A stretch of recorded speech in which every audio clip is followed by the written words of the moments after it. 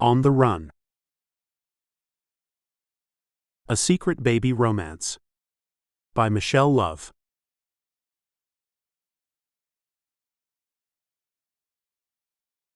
Chapter 1. And how does the jury find Miss Gravage?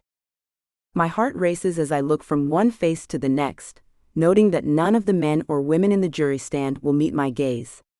There is silence in the courtroom for only a brief moment, and then one man in the corner of the box rises, clearing his throat and looking at me with a stone-cold stare. Your Honor, the members of this jury have found Miss Gravage to be guilty of deliberate homicide, and we recommend she be punished to the fullest extent of the law. My heart races, and I return my gaze to the judge. He sits silently for a moment, then he smacks the gavel on his desk and lays down the punishment. Miss Gravage, you have been found guilty of the murder of Miss Amanda Hamilton and shall serve a sentence of life behind bars, without parole. Dismissed? He hits the desk again, and a police officer comes forward. I'm screaming and crying, proclaiming my innocence, but no one's listening to me. They drag me out of the courtroom in my orange jumpsuit and handcuffs, then push me into the back of a cop car. There are reporters everywhere, each one thrusting a microphone in my face. The next thing I know, I'm being shoved into a cold, dark jail cell.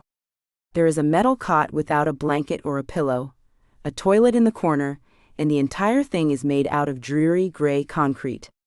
The bars slam closed behind me, and I fall to my knees, screaming as the sound of the guard's boots retreats into the darkness. I shoot up in bed, crying out and thrashing in my sheets.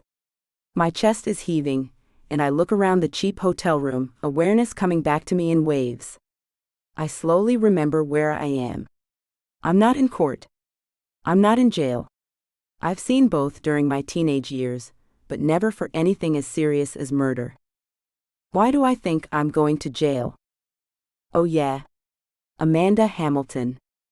Amanda Hamilton was a girl I'd known for only a few days before my whole life went to hell. She was a member of a rival sorority, and was one of those people who felt the world owed her something. That I owed her something.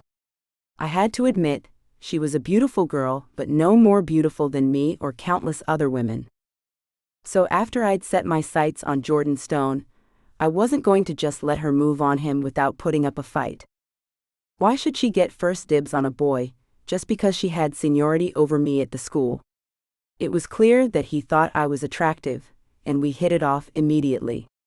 When he asked me out to several parties on campus, I knew that he felt something between us too. I'd even entertained thoughts that he might be the man I would lose my V-card to. He might have even been the man I would marry one day.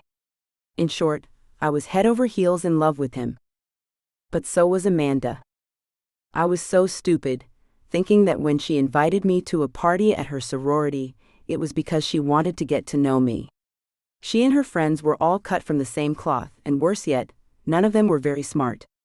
When word spread that she had overdosed on whatever drug they had managed to get their hands on, I can't say that I was surprised. What did surprise me, however, was the rumor spreading around campus the next day that I'd had something to do with her overdose.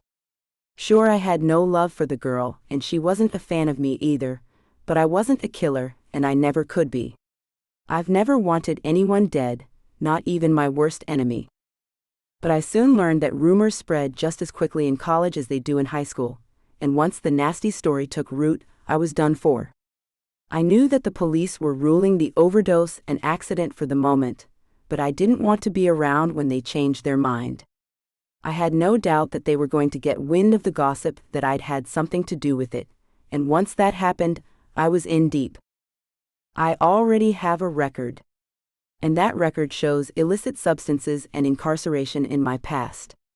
It was only high school stupidity because I wanted to be one of the cool kids, but it almost cost me my scholarship to the University of California, San Diego. I learned my lesson, and I swore off illicit substances forever. I would never touch the stuff again, but here they are again, ruining my life once more. With a sigh, I throw the sheets off my body and swing my legs to the floor. I'm thinking more clearly now about what happened and about what I'm going to do. That is what I am doing. I'm on the run. I wasn't about to hang around and take the fall for that dummy's mistake, that's for damn sure. I don't know where I'm going or what I'm going to do when I get there, but I know I can't stay in California.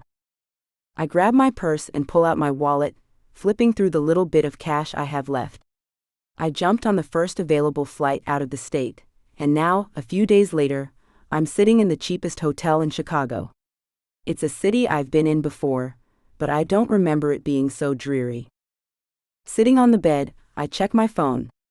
I scroll through a variety of text messages from friends, wondering where I am, but naturally, I see nothing from either of my parents. Surely by now they would know that their daughter is allegedly missing, but neither of them care enough to reach out to me. I'm not going to answer any of the text messages anyway. It's just a matter of time before I ditch this phone. What I need is a way to make money, and fast. I don't know if I'm going to stay in Chicago, but by the looks of my wallet, this is going to be my home for a while. I pull up a job posting website on my phone and scroll through the postings, searching for anything that looks easy and as unofficial as possible. I don't want to go through a lengthy interview process. I can't. The last thing I want to do is draw more attention to myself than necessary. If I do, I'm cooked. A listing catches my eye. Looking for a new nanny ASAP. Unfortunately, I find myself once again looking for a nanny for my young son. He's a spirited boy who needs someone who understands him. I need a live-in to care for him around the clock, as my work keeps me out of the home. I need someone who is able to meet his needs. I've tried using agencies, but their nannies seem completely unable to do their jobs. I need someone capable. Please respond with an email about yourself. Include your name, phone number, and experience, and I will get back to you if I think you may be a good fit. Be thorough and follow the directions. Any applicants who do not will be discarded. Thank you. Kane Stockwell. I stare at the posting, my heart racing. It's only a few hours old, and it's absolutely perfect for me. I quickly send him an email, careful to describe myself in the best possible terms and to follow his directions. The only thing I change is my name. I might be Mercedes Gravage, but if he watches the news at all, then it won't be long before he knows who that is. My new name is Emily Rhodes. It's both common enough yet unique. He shouldn't question it. I don't have a lot of experience with children, but they're children. How hard can they be? Everyone has kids. And if everyone can do it, then anyone can do it, and I'm anyone. I set my phone aside, and I'm surprised when I get a text almost immediately. It's from a number I don't know, but the sender immediately identifies himself as Kane. Hello, and thank you for your application. I would like to conduct an interview with you as soon as possible. Can you come in today? My heart races as I stare at the text. This is too good to be true. I smile to myself as I quickly send him a reply. Thanks for getting back to me. I would love to meet you, just say when and where. I hit send and lay back on the bed with a smile. This is too perfect. This is the solution to my problems.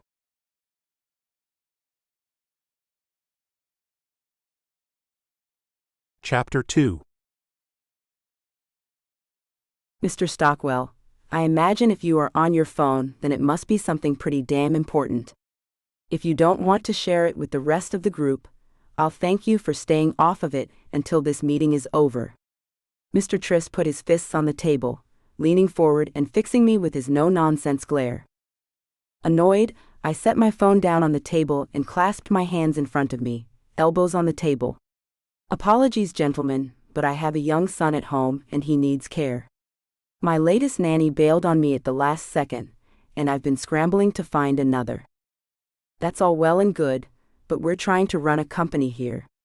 If you want the money to pay that nanny, you need to be present here, and I don't just mean filling that chair. Give us the rundown on what you see for next quarter, Mr. Triss continued. I rise from my chair, masking my annoyance. I hate these meetings, and I hate dealing with my investors. I know it's not a good idea to hate those who fund business, but I despise how they act like this is their company, their idea. I started Star Enterprises, and I'm the sole owner. Their shares mean nothing, save for the fact that they get profit. Relieved that I've secured another babysitter so quickly, I walk over to the chart on the wall and start pointing out figures to the men at the table. As I give the presentation, I see my phone blinking. I've either received another text or missed a call, and I don't have the time to get to it right now. I can feel the aggravation creeping into the back of my mind, but one word to any of the shareholders about this, and it would be as good as throwing myself to the wolves. I'm in enough legal trouble already. I don't want to raise suspicion with them that there's anything wrong with the company. Finally, I finished the presentation and called an end to the meeting. As always, I look forward to seeing you all again. I lie as they start for the door. I shake hands warmly with each of the 6 men, keenly aware that each would just as soon stab me in the back than be at this meeting. When the last of them has finally left, I hurry over and grab my phone. I'm hoping it's the new nanny, confirming that she can come to the house later this afternoon. It's not. It's a missed call from Cheryl, my ex-wife. Rage builds in my chest as I raise the phone to my ear, and I cringe as I hear her voice. Kane, how nice of you to be avoiding my calls after all I've done for you. I'm getting sick and tired of your nonsense. You better get this straightened out, or there's going to be hell to pay. Of course, you know how you can make this all go away. Blake and I would be most interested in hearing how you pulled off a few of those big trades that you managed back in the day. Care to share? Ta. The automated voice signaled the end of my messages, and I nearly slammed my phone back down on the table. I was sick and tired of dealing with that woman, and I wanted her out of my life forever. When she and I had first met, it had been fireworks. I thought she was the most perfect woman on the planet, and I wanted to spend the rest of my life with her. She hadn't been there from day one like Blake Harper, my business partner, but I'd wanted her there for every day thereafter. What an idiot I'd been for her. Back in college, I had managed to land a few major stock trades. I found out a way to get around the normal algorithm, and I had made billions off the deals. It had been Blake's idea to start the company, helping those who wanted to do the same. Of course, I never shared my real secrets with the public, which was why I was facing certain legal issues now. We promised that anyone in the world could make millions, and that just wasn't happening. And the customers were noticing. To add insult to injury, just as the legal bills started piling up, I caught Blake in bed with my wife.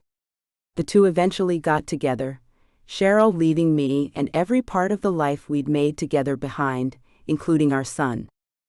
My boy had been devastated when she left, but it had devastated me even more. Not only did I lose my wife and the mother of my child, but I'd also lost my business partner. Up until recently, she hadn't had any interest in seeing little Troy. I'd made promise after promise to him that he would see her soon, but she never showed. Eventually, I decided enough was enough and got full custody of him, at least for now. But only a couple of months ago, Cheryl started coming around again. My guess is she ran out of money and wants more. But that's not going to happen. I'm not going to give some tramp who abandoned her family an allowance. If she wants money, she can get a job. Or she can go crying to Blake.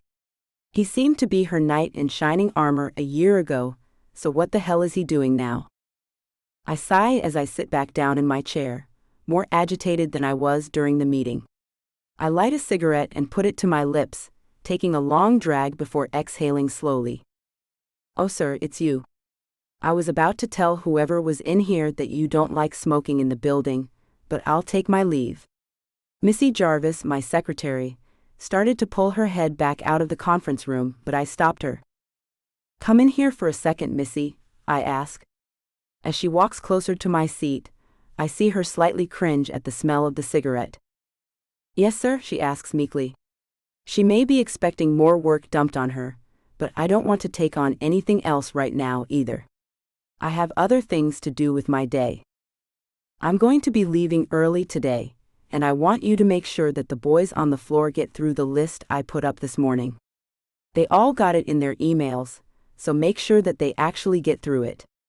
Any idiot who says he didn't receive gets to stay late until it's done, understood? I ask. She smiles and nods and then glances down at the files in her hands. Did you have any more luck finding a nanny for Troy? She asks. On the surface, it appears to be sincere, but I know there's more to it than a friendly inquiry. I know she wants to sleep with me. It's been written on her face since the day I hired her. Lately, she's taken a special interest in my son, and I get the impression it's because she's trying to get on my good side. As a matter of fact, that's why I'm leaving early. I have someone coming to the house in an hour, so I need to get going, I reply. I take another drag of the cigarette before stubbing it out on the table. I throw it in the garbage and nod over my shoulder. Be a doll and wipe that up for me. Yes, sir, she says as she steps forward to brush it into her hand. I don't bother to tell her that her hands are going to stink of cigarettes for the rest of the day. Perhaps that's what she wants. Perhaps it reminds her of me. I walk out of the room and avoid eye contact with the other employees as I stalk through the hall and step into the elevator. I've got to get back to my house.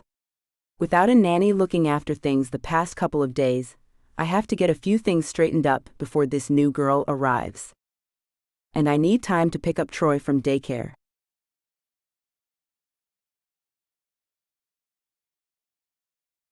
Chapter 3. I open my eyes, and the sound of my alarm on the nightstand beside me wakes me up. It's the first time I've slept all the way through the night since going on the run, and I feel remarkably refreshed. Switching it off, I head to the bathroom, glad I gave myself some extra time to get ready before the kid would be getting up. I'm startled once more when I look at my reflection in the mirror.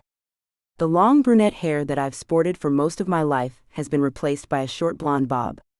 Anything to help hide my identity, I would gladly do. I got it done the morning of my interview, so Mr. Stockwell has no idea what my natural color is. I couldn't believe how quickly he gave me the job. He hardly asked any questions and accepted the name Emily as though it was my real name. But then, of course, he thought it was. Why wouldn't he? After applying some light makeup and tying my hair back, I slip into jeans and a t-shirt. Mr. Stockwell instructed me to dress comfortably for my shifts, as I'll likely be spending most of my time chasing Troy around and doing some light cleaning. So far, 3 days in, things have been going very well, but I know I have to do a better job when it comes to talking to Kane.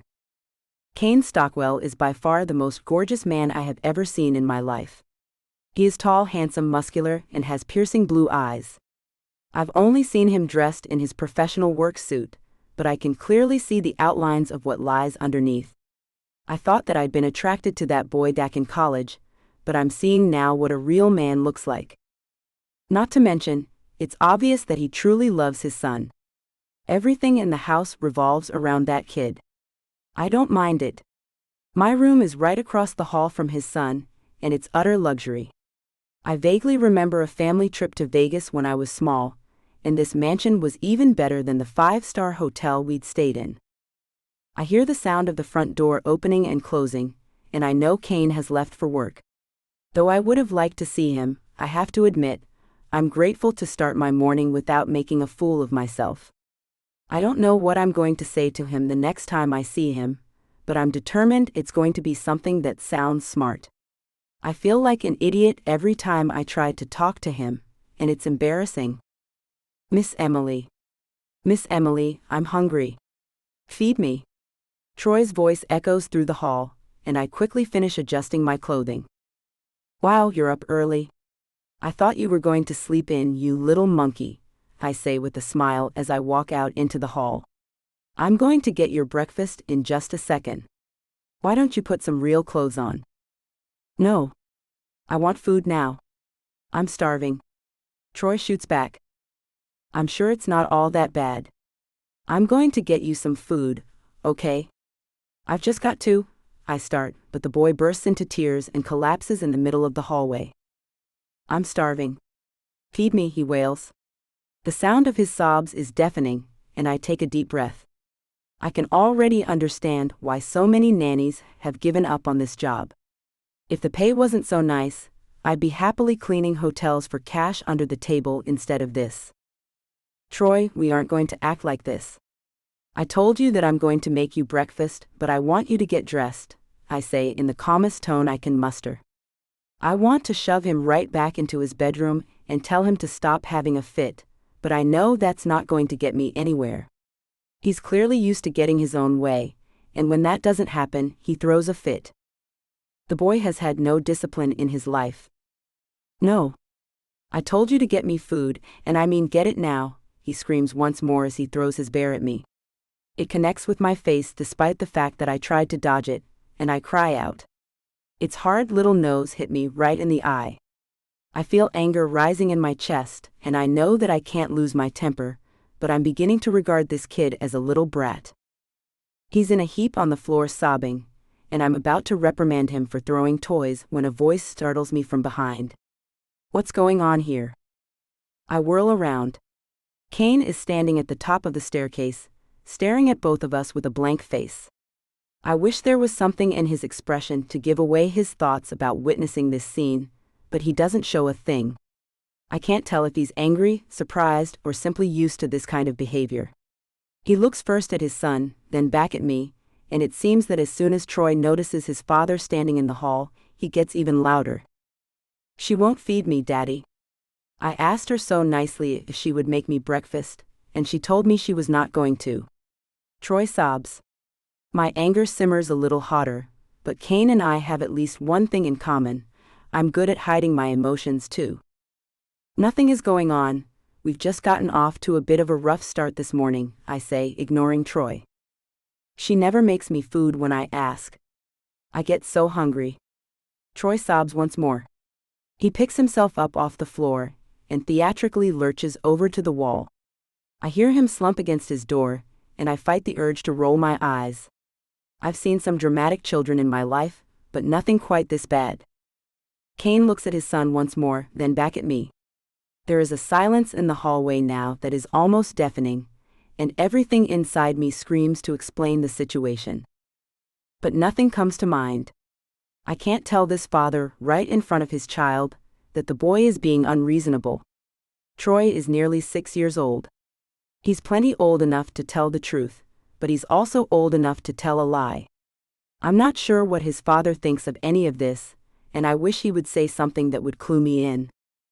Kane merely gives a nod, turns and walks up the hall. He's heading for his bedroom, and I'm not sure what he's doing. I know better than to follow him or ask, so I turn around and give Troy a look. Though Troy is very young, I swear that I see a smirk on his face. I want nothing more than to put him on his bed and tell him he's taking a time out, but I don't dare.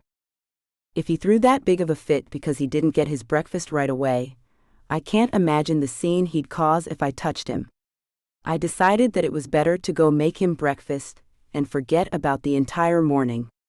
After all, the last thing I want to do is make it look like I can't handle a child.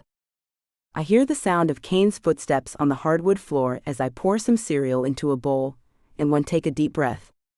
I'm prepared to hear him lecture me not to let that happen again. I'm sure he's not happy about coming home to such a fit, or about having to wonder whether his new nanny is even able to take care of his son. But he says nothing about the incident. As he walks through the kitchen, he gives me another nod without a smile. I hope you have a good day. You too. I call after him, a little more enthusiastically than I mean to. I stand with my eyes closed, kicking myself for being so awkward, and I hear the sound of the door opening and closing again.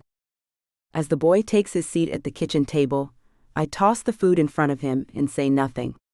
I don't care if I make friends with the kid or not. I'm not in the mood to cater to someone who is impossible to please. Besides, I'm his nanny, not his friend. If the boy needs to learn some lessons, then I'm supposed to be the one to do that. I walk to the window next to the back door and look out, watching as Kane's Jaguar pulls out of the drive and into the street, speeding off toward downtown. I sigh.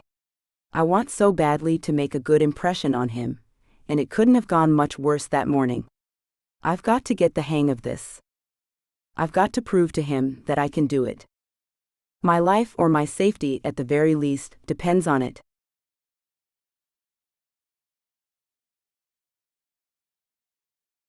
Chapter 4. Look, Cheryl, I get what you're saying, and I know you're pissed about this, but I'm not going to change my mind. You're the one who walked out on us. I didn't tell you to sleep with my best friend, and I didn't tell you to run off with him either. Troy doesn't care if you're around or not anymore. You've hurt him too many times for him to give a damn about what you're doing. I didn't want to reach the point of screaming, but here I am, shouting into my phone as I sit in my car after a long day at the office. That child will believe whatever crap you feed him, and I'm not going to stand for it. Troy is just as much my son as he is yours, and you're going to start letting me see him, or you're going to be sorry. Cheryl snaps back. What are you going to do? Ignore us to death? Why don't you do the world a favor and run off to that Caribbean bungalow you're always talking about? I think we could all use another one of your little disappearing acts. I snidely reply. You would like that, wouldn't you? Do all your problems just conveniently disappear? Well, guess what? It's only a matter of time before I see you in court, and you've got another thing coming. I wasted enough of my life letting you push me around, and I'm not going to let you do that to me anymore. Do you understand? It's over for you. She doesn't give me the chance to reply, and I want to throw my phone in the back seat when I hear the line cut off. I slam my hands against the steering wheel, angrier than I've been in a long while. It's been difficult for us to have contact with each other, it never ends well, and I'm getting sick of it. I already dread answering the phone when I see her name, and it's only getting worse. Thankfully, at this point, Blake has the sense to avoid talking to me. I don't know what he plans to say when he does, but I'm sure that it's coming. He was enough of my equal in the company that I'm sure he's going to come knocking at one point or another, especially if he's got Cheryl barking at him.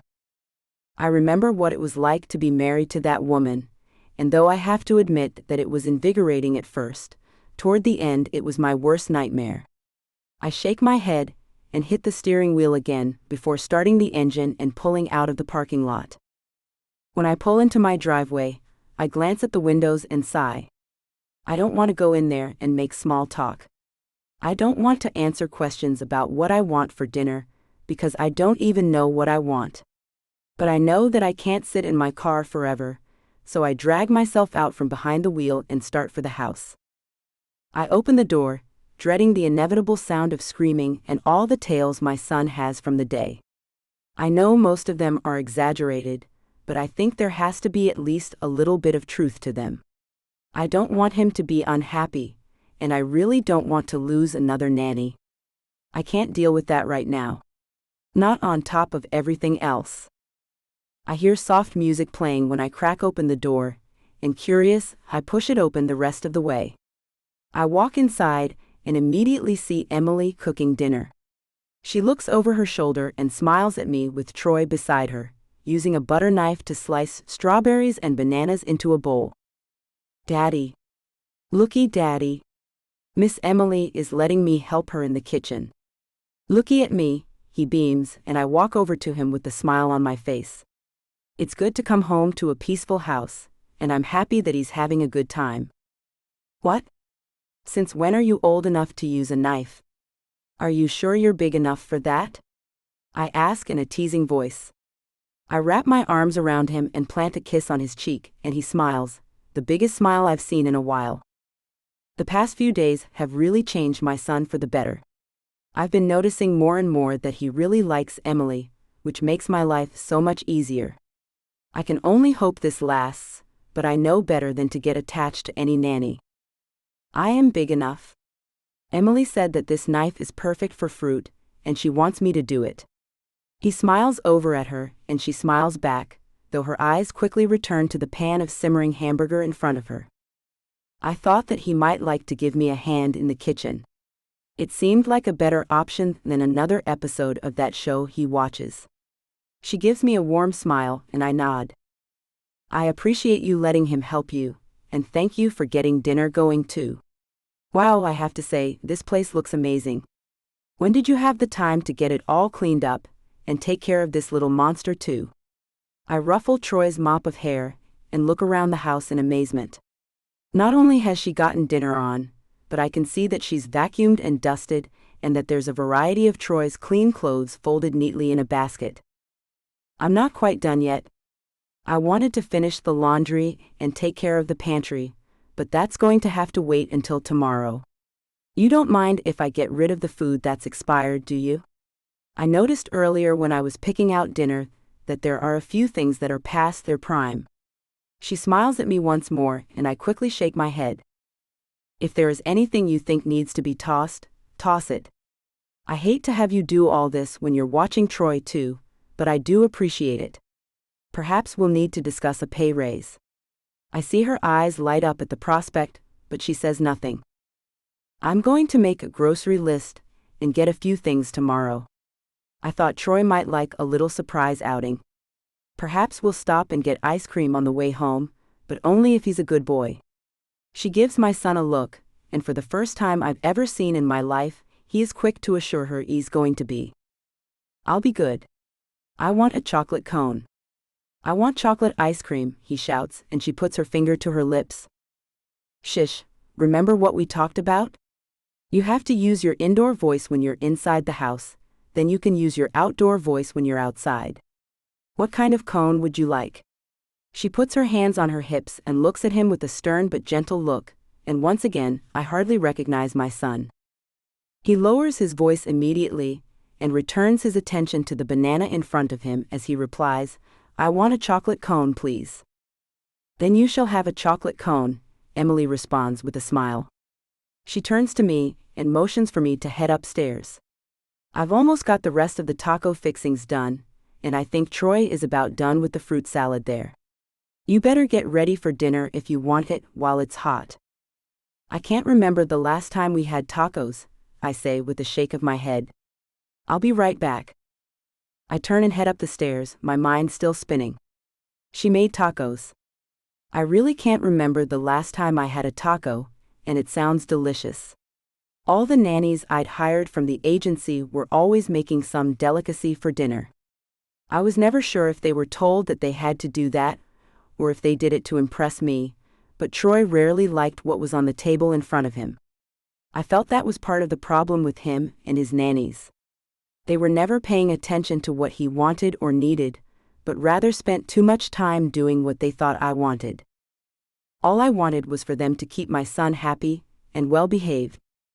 So far, Emily's had a profound effect on him, and I can't explain that either. One day he's screaming at her in the hall, then barely a week later I come home and he's like a different child. It's such a nice change from what I'm used to, I can hardly believe it. As I change my clothes into something more casual for dinner, I think about Cheryl once more.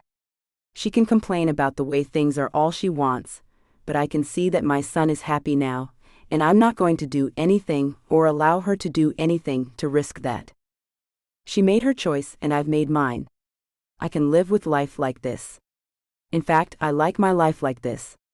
Whether Cheryl's happy with her life and the choices she's made is not my problem. I am happy again, finally.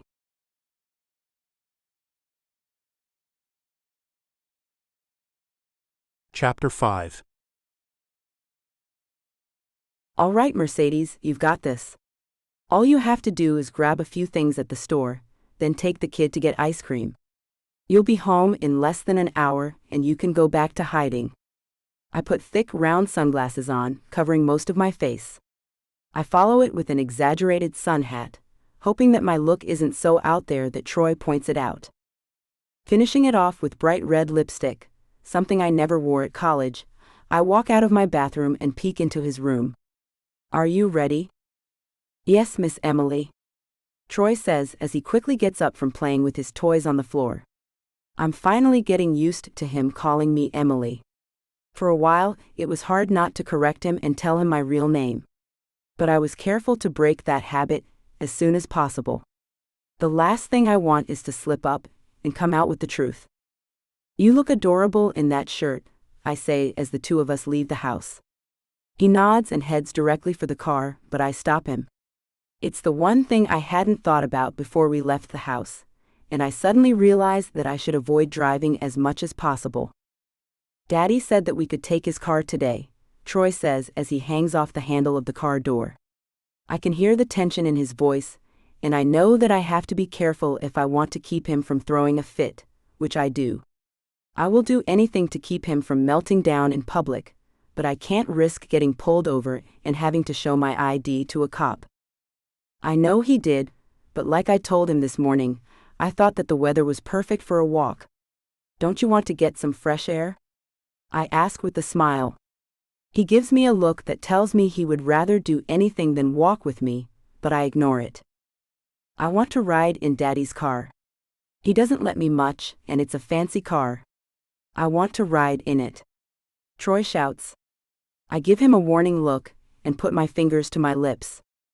What did I tell you about? I start, but he cuts me off. We're outside. I can use my outside voice if I want, he shouts again. Okay, I know that we're outside, but using your outside voice and shouting at me are two different things. You still have to be nice, even when you're talking louder outside. I cross my arms and look at him, and he throws himself to the ground. I brace myself for him to start crying about a scratched arm or skinned knee, and I'm happy when he doesn't. I thought you wanted to go get ice cream, I try again, this time using a different angle. I do. I want a chocolate ice cream cone, he snaps at me. I'm thankful he keeps his voice lower this time. Well then, let's go. You aren't going to get much of an ice cream cone if you stay here in the driveway, I say with a laugh. I can see he doesn't know what to make of me, and I wonder how many nannies in the past have simply given in to his demands once he started throwing a big enough fit. I walk through the gate, and leaving it open, I start walking away up the sidewalk. In the back of my mind, I wonder how far I can go before I should turn around and make sure he's coming with me, and it's not until I'm on the very brink of turning around that I hear his little feet on the pavement, running to catch up. There you are. I thought I was going to have to get ice cream all on my own, I say with a smile. He's pouting, but he's coming, and that's all I care about. We walk side by side in silence for a few seconds, and then I offer him my hand. You know, I would love to hold the hand of a handsome boy like you as we walk down the street. I don't want to hold your hand, he snips at me. I pull my hand back and sigh. All right then, if you don't want to be my best friend, you don't have to be. I look the other way, but I can tell I've got his attention now. I don't have a best friend, he says at last. But I want one. I don't get one, because I don't go to daycare or school. I didn't like the kids at daycare either. They weren't very nice. I glance down at him, suddenly finding a new level of compassion for him. His dad did mention that he had to take Troy to daycare for a few days while he looked for another nanny, but I didn't think about how hard that could be on the kid. Sure, going to someone else's house when he was used to living on his own had to be tough, but I didn't think about how the other kids would have treated him. You know, when I went to school, people weren't very nice to me either. I'm glad that I met a nice boy like you, I say with a smile. He looks up at me with another smile, and to my surprise, he puts his hand in mine. I feel a thrill rush through my heart. I'm breaking through to this little boy, and no nanny has been able to do that before. I'm making an impression on him, and that makes my heart tug in a way I never would have expected. There have been a lot of things about this job that I didn't expect, not least of which is the impression that one gruff, quiet daddy has had on me. Kane is the one person who's been on my mind even more than Amanda the past week, and I don't know what to do with my thoughts. I know he's stressed at work, though I'm not entirely sure what it is he's stressed about. He doesn't tell me much, and I don't ask. All I know is that he's paying me to be the nanny, and that's it. But from what I can tell, he's having issues with his ex-wife. Of course, I can't deny that knowing that there's an issue between the two of them makes me happy. I can't stop fantasizing about Kane, and I don't feel so guilty about it, knowing that he doesn't have a woman in his life. In my deepest desires, I want to be the one he looks forward to coming home to see, even if I am the nanny. I can play wife as best I can, even if I do have to keep it professional. It's a harmless game to play in my head, so long as he doesn't find out about it. And as long as he doesn't figure out who I am, I can keep this up for a very long time. And boy, have I been taking precautions. I know he likes to watch the news in the morning, but I'm always careful to turn off the TV and talk to him about something relating to my duties when any story about me comes on. At first, I was afraid that he was going to figure it out, but he's always so caught up in his work that he doesn't seem to care at all. The less he hears about the story, the better. The only problem is, that means I don't get to learn anything new about the story either. I don't have the time to go looking for what they're saying about it during the day, and I don't dare keep it on with anyone around. I don't know if they're looking for me, or how close they are to finding me. I want to believe that they have let me go, but in the back of my mind, I can't stop thinking about that recurring dream. I grip Troy's hand a little tighter, and we pick up the pace. Ow. Why are we hurrying? He asks, clearly annoyed. I just think we should get the shopping done quickly. I want to have that ice cream, I say with a smile. He seems satisfied with my answer, but I can't shake the paranoid feeling that's overtaken me. I want to get through these errands, and I want to get home as soon as possible. I already avoid answering the door or the house phone as much as possible. Going out in public is having an even worse effect on my nerves. I take a deep breath and let it out again, as we cross the street directly in front of a police car. They don't know who you are, Mercedes. Just get the groceries and get out. You don't even have to take off your glasses. You'll be fine. Just fine. The thoughts run through my mind, and I try to focus on the moment. I tell myself I'm going to be fine, but there's an unshakable feeling in my heart that I'm on borrowed time. As much as I've come to enjoy working for Kane and Troy, and wish this could be my life forever, I fear that it's not going to happen. It's just a matter of time before they catch me, and once they do, I'm worried I'll go to jail for a crime that I didn't commit.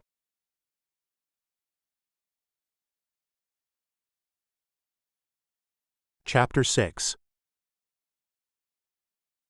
My hands shake with rage, and I'm in such a fury I can hardly think or see straight.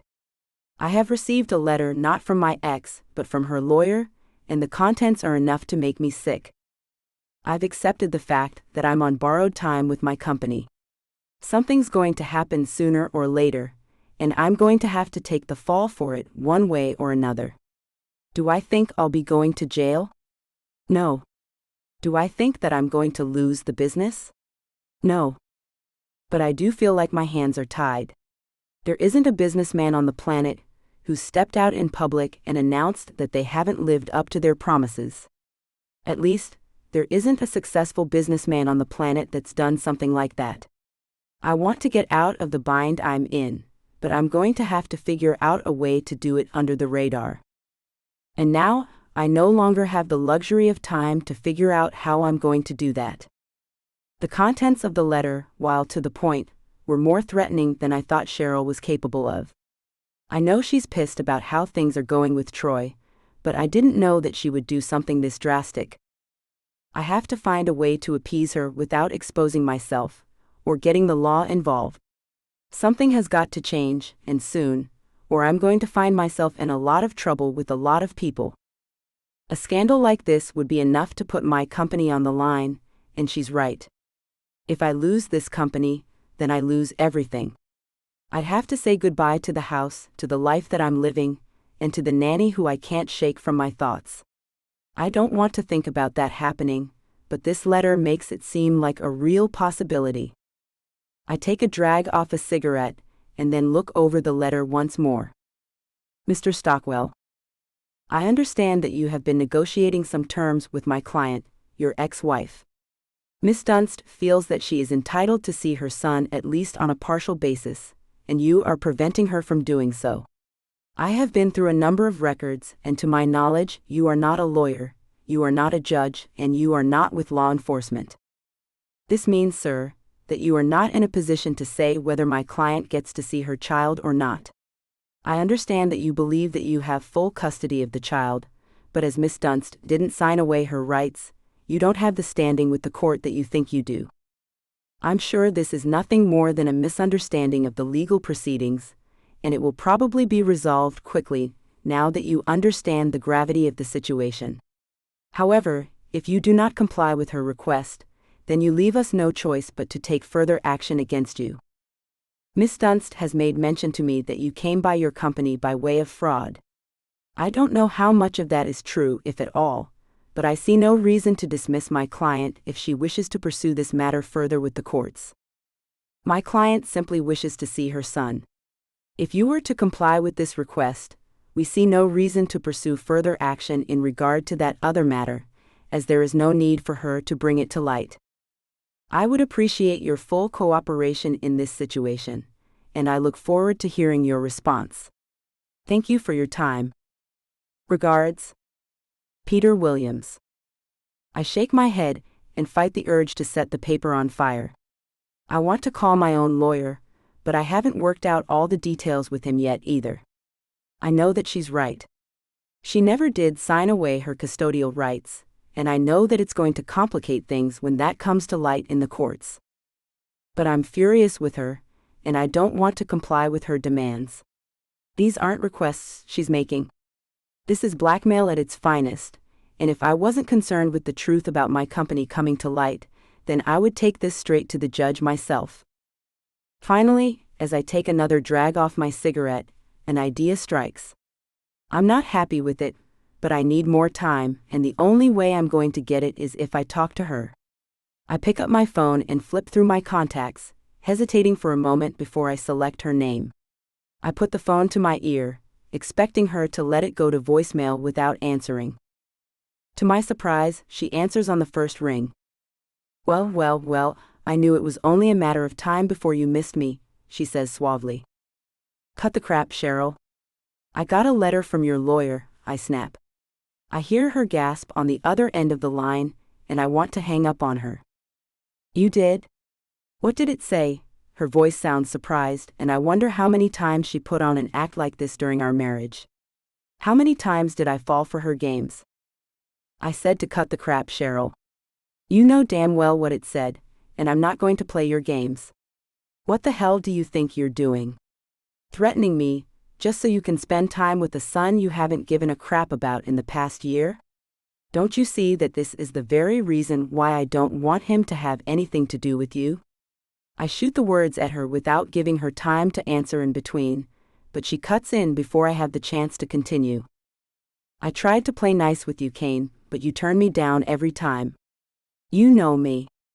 I won't stop until I get what I want, and I want to see my son. You don't have the right to keep him from me. I don't care how high and mighty you think you are, she chuckles, and I feel sick to my stomach. I didn't know that I could feel so much anger toward a woman. I almost hate her. Look, I don't want to put you in a tight spot, but Blake mentioned that you might have made some promises to clients that you couldn't keep.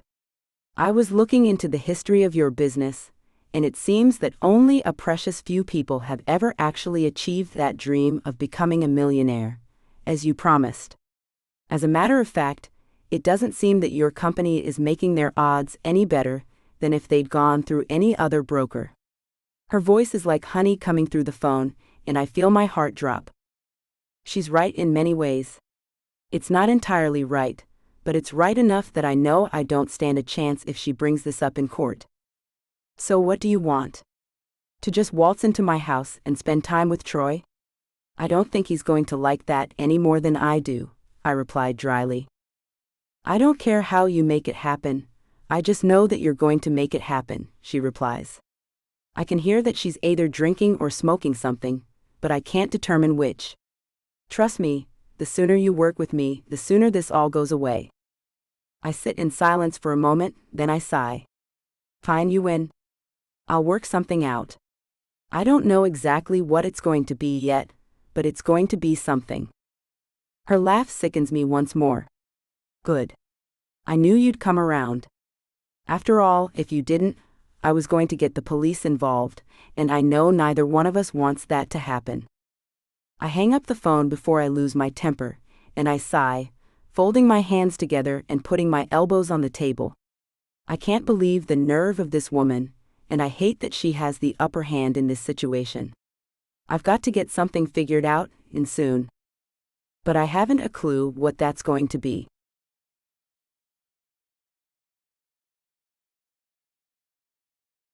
Chapter 7. I hear the car pull up into the drive, and I rise from my seat at the table, eager to get Kane's dinner out of the oven and on his plate before he gets in the house. I had already put Troy to bed, but I didn't want to go to bed myself until Kane was home. I hear him walk through the door and slam around, as he takes off his shoes and puts his keys in their place. He's angry. "I've got your dinner ready and waiting for you," I say as he walks into the kitchen. He grunts as he sits down, and I return to my side of the table. There's silence between us. The only sound filling the room is the sound of him stabbing into his food with his fork, each jab ringing through the space in a light clank. I hate her. She's going to ruin everything. "I hate that damn woman," he snaps, and I look up. "Who?" I ask, though I know the answer already. "My ex-wife. She wants to see Troy. She wants to be part of his life, but I can't let her disappoint him again. She's threatening to ruin me if I don't let her see him." He shakes his head and shoves another bite of food in his mouth. I sit in silence as he rants for a few more moments, then I slowly get up and walk to his side of the table. I put my hands on his shoulders and gently start massaging the tension out of his muscles. "It's going to be all right. I don't know your wife or the situation, but I know that you'll take care of it. You know how to handle these kinds of things, and I have no doubt in my mind you're going to fix this." I don't know what to say, so I say the first thing that comes to my mind. Kane is silent for a moment, and then he looks up at me. "I can't lose Troy or my business. I need both of them. That woman has the power to take them both away, and she knows it. With a damn good lawyer she can do it." He shakes his head, but I quietly hush him. "Don't worry about all that right now. I'm sure you've got connections too, and you can fight her. Again, I don't know the situation, but I know if there is anyone who can take care of it, you can." I hardly notice that I've leaned down so close to him, that I'm speaking almost directly into his ear, until I feel a stillness come over him. For a few hushed moments I pause there, my lips a scant inch away from his skin. I hardly breathe, my head buzzing and my body tingling at his proximity, and I can feel how his muscles have tensed up again as I hover over him. I'm just about to take my hands from his shoulders to interrupt this heated silence, when to my surprise, he turns and kisses me. My first reaction is to pull away from him, uncertain, but something holds me there. His lips against mine are like a dream, and I slowly start kissing him back, my confidence growing along with our passion. Shortly after, he presses his lips to mine once more and rolls off me, lying on his back beside me on the bed. I crawl up to him and lay my head on his peck. I know I'm not spending the night in his room, but just a few moments of rest would be nice. "You're incredible," he says softly. "I think that's you," I reply with a smile in the dark. We lie in silence for a moment, and I hear his breathing deepen. I know that he's asleep, and I tell myself now is a good time to leave. But I can't. I just want to close my eyes for a few minutes. A few minutes, and I'll go. The sound of my alarm going off in my room wakes me, and I sit up in bed with a start. I look around, realizing I'm still in Kane's room. "Shoot," I say as I leap out of bed. Kane's already gone to work, but I have to get up and get myself ready before Troy wakes up. I run to my room and get dressed quickly. I don't have to make my own bed, but I know I should make Kane's. It would most likely be something Troy would wonder about when he came up the hall. I run back to Kane's room and stop short. There's a stain in the center of his bed, and I look closer. Blood. Damn. I spit again. I hadn't thought about that part of losing my V-card. I have to get rid of it before Kane notices. I still don't want him to know that he was my first. I yank the sheets off his bed and turn around, heading for the door. I stop short. Troy is standing there, rubbing his eyes and watching me. "What are you doing in Daddy's room?" he asks. My mind is racing. I have to tell him something, but there's no way I'm going to tell him anything close to the truth. I thought that I would wash your dad's sheets today. You remember how we washed yours earlier this week? Let's do your dad's today, I say with a smile. He looks at me for a moment, and then he shrugs. Okay. I'm hungry, he says as he turns to go down the stairs. I sigh with relief. Go sit down at the table, and I'll get your breakfast. Okay, he calls back. I wrap up the sheets in my arms to hide the stains, and then I start down the stairs as well. He's young, but I don't want him to ask any more questions. I'll get his breakfast, then I'll see what I can do about getting this stain out of the sheet. Even if I have to run it through the washer 10 times, I'm going to get it out before I put it back on the bed. Kane can't know. Troy can't know. That's all I know.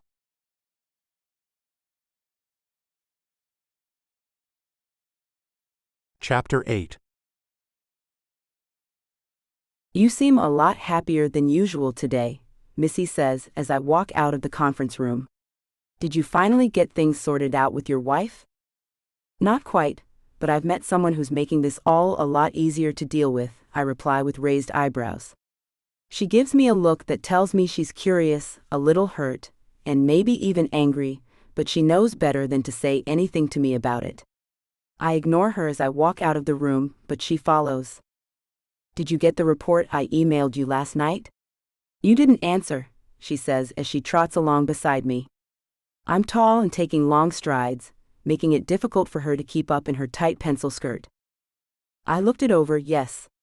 If there was something important to say in reply, I would have, I say over my shoulder. She's annoying me, and I want her to know it, but I don't have the time or energy to tell her to stop following me. I would have thought that you would tell me you'd gotten it. You know that I wait for your approval to move on with the announcements, she replies tartly. And that is where you make your mistakes, day in and day out, I reply coldly. She stops short and gives me another look, but I keep going. I hate that she always waits for me. She knows what she is supposed to be doing, and yet she waits. She wants to have my approval for life itself, I often think, and it slows the entire company down. Well, if you don't want to approve what's going in or out of here, then I won't bother waiting for you to look it over next time, she says in a snotty tone. I want you to find out how we can cover our butts with the slogan. You know as well as I that we aren't making anyone millionaires, and I want to get rid of that before we get sued. I don't look at her as I speak, but I can sense the satisfaction coming from her. All right, I can do that for you. The last thing we want is for you to end up on the cover of a magazine, isn't that right? She remarks a little too sweetly. I stop for the first time and point directly at her. I would think so, because if I go down and this company goes down, guess who's going to find herself looking for a new job? And as far as I'm concerned, you might as well not expect any sort of recommendation on your work speed from me. I smile at the look she gives me, and then I continue walking. Fine, I'll get it done, but I would appreciate it if you would be in touch. It's a lot easier for me to know what move to make next when I know where we're coming from, she says.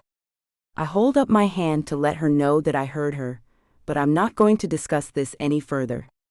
I'm on my way to my office, and I'm looking forward to the solitude for the time being. It's been a long couple of days, and I can use a break from it all. Besides that, I want to call and check in with Emily. It's been a while since I've done that, and I want her to know that I still appreciate what she's doing for me and Troy.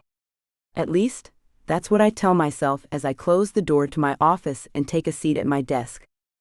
The fact of the matter is that I can't get her out of my mind. There's something about her that feels so real and genuine.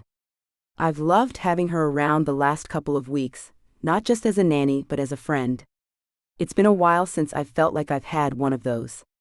But through all our conversations, I just feel that when she tells me something, she's telling me the truth, and that's the end of the matter. Unlike with Cheryl, who lied about everything. I know I can trust that Emily isn't doing anything behind my back. It's so freeing to be at work, knowing that someone confident and trustworthy is taking care of my son and my home. I also want to make sure she doesn't regret what happened last night, because God knows I don't. Hello? Her voice sounds as sweet as honey coming through the phone. Emily? Hey, it's been a while since I've checked in on you guys during the day. How's Troy been? How's your day? I ask. I don't want it to be obvious why I'm calling. The fact of the matter is that I'm even more taken with her after last night, and I want to be with her again. Things are just fine. Troy's coloring in one of his books, and I'm getting a few things done around the house, she says. I try not to analyze her tone. I'm not sure if she's going to be angry with me for the night before or if she regrets anything. You know you don't have to go crazy getting the housework done. I appreciate what you do with Troy enough. I don't want you to feel like you have to do it all, I say. I start to feel almost businesslike talking to her once more, and I sense a wall going up between us. I know that I'm still her employer, but after last night, I'd hoped we'd moved a bit beyond that. Oh, I know, and I don't mind. But when he's busy with his activities, and I'm bored, I like to get a few things done. I mean, you're paying me more than triple what I'd be making pretty much anywhere else. I may as well make it worth your while, she says with a laugh.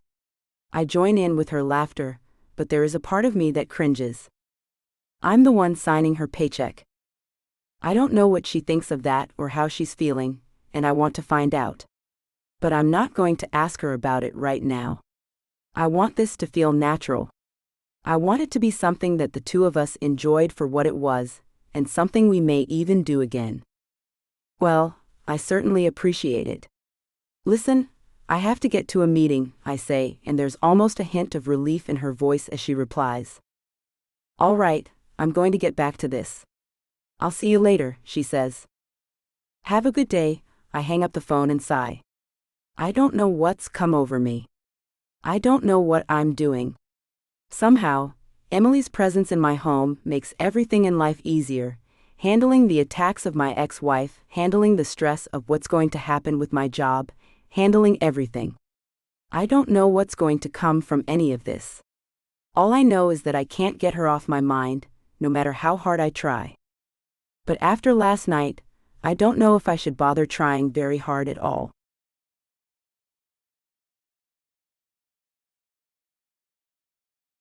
Chapter 9. Miss Emily. My show's not coming on. I need help, Troy shouts from the other room. I accidentally drop the lid of the washer, and it comes crashing down, only adding to my sudden startle from his yelling. I sigh and shake my head. Come on, Mercedes, you can get through this. It's not hard to get rid of stains, just put it through one more time. I look over my shoulder. Just a second. I've just got to get this going one more time, and then I'll come put it on for you. Hurry. I don't want to miss it, he shouts back. You've seen the show 1,000 times. I don't think missing a few minutes of an episode is going to kill you, I think to myself with an indulgent roll of my eyes as I pour the laundry detergent directly on top of the stain. I'm glad Troy is more reasonable now than he was before, but it's still difficult for me to concentrate on what I'm supposed to be doing with him yelling for me in the background. I guess that just comes with the territory of being a nanny. I set the sheet back in the washer and turn the dial, thinking about the conversation I had with Kane earlier. Neither of us brought up what we'd done the night before, but at the same time, it felt like it was present in every word of the conversation. I couldn't think of another reason why he would call me. It's been forever since he's called me to see how things are going with Troy, and I don't know what to make of it. Perhaps it's just me trying to ignore the fact that I slept with my boss.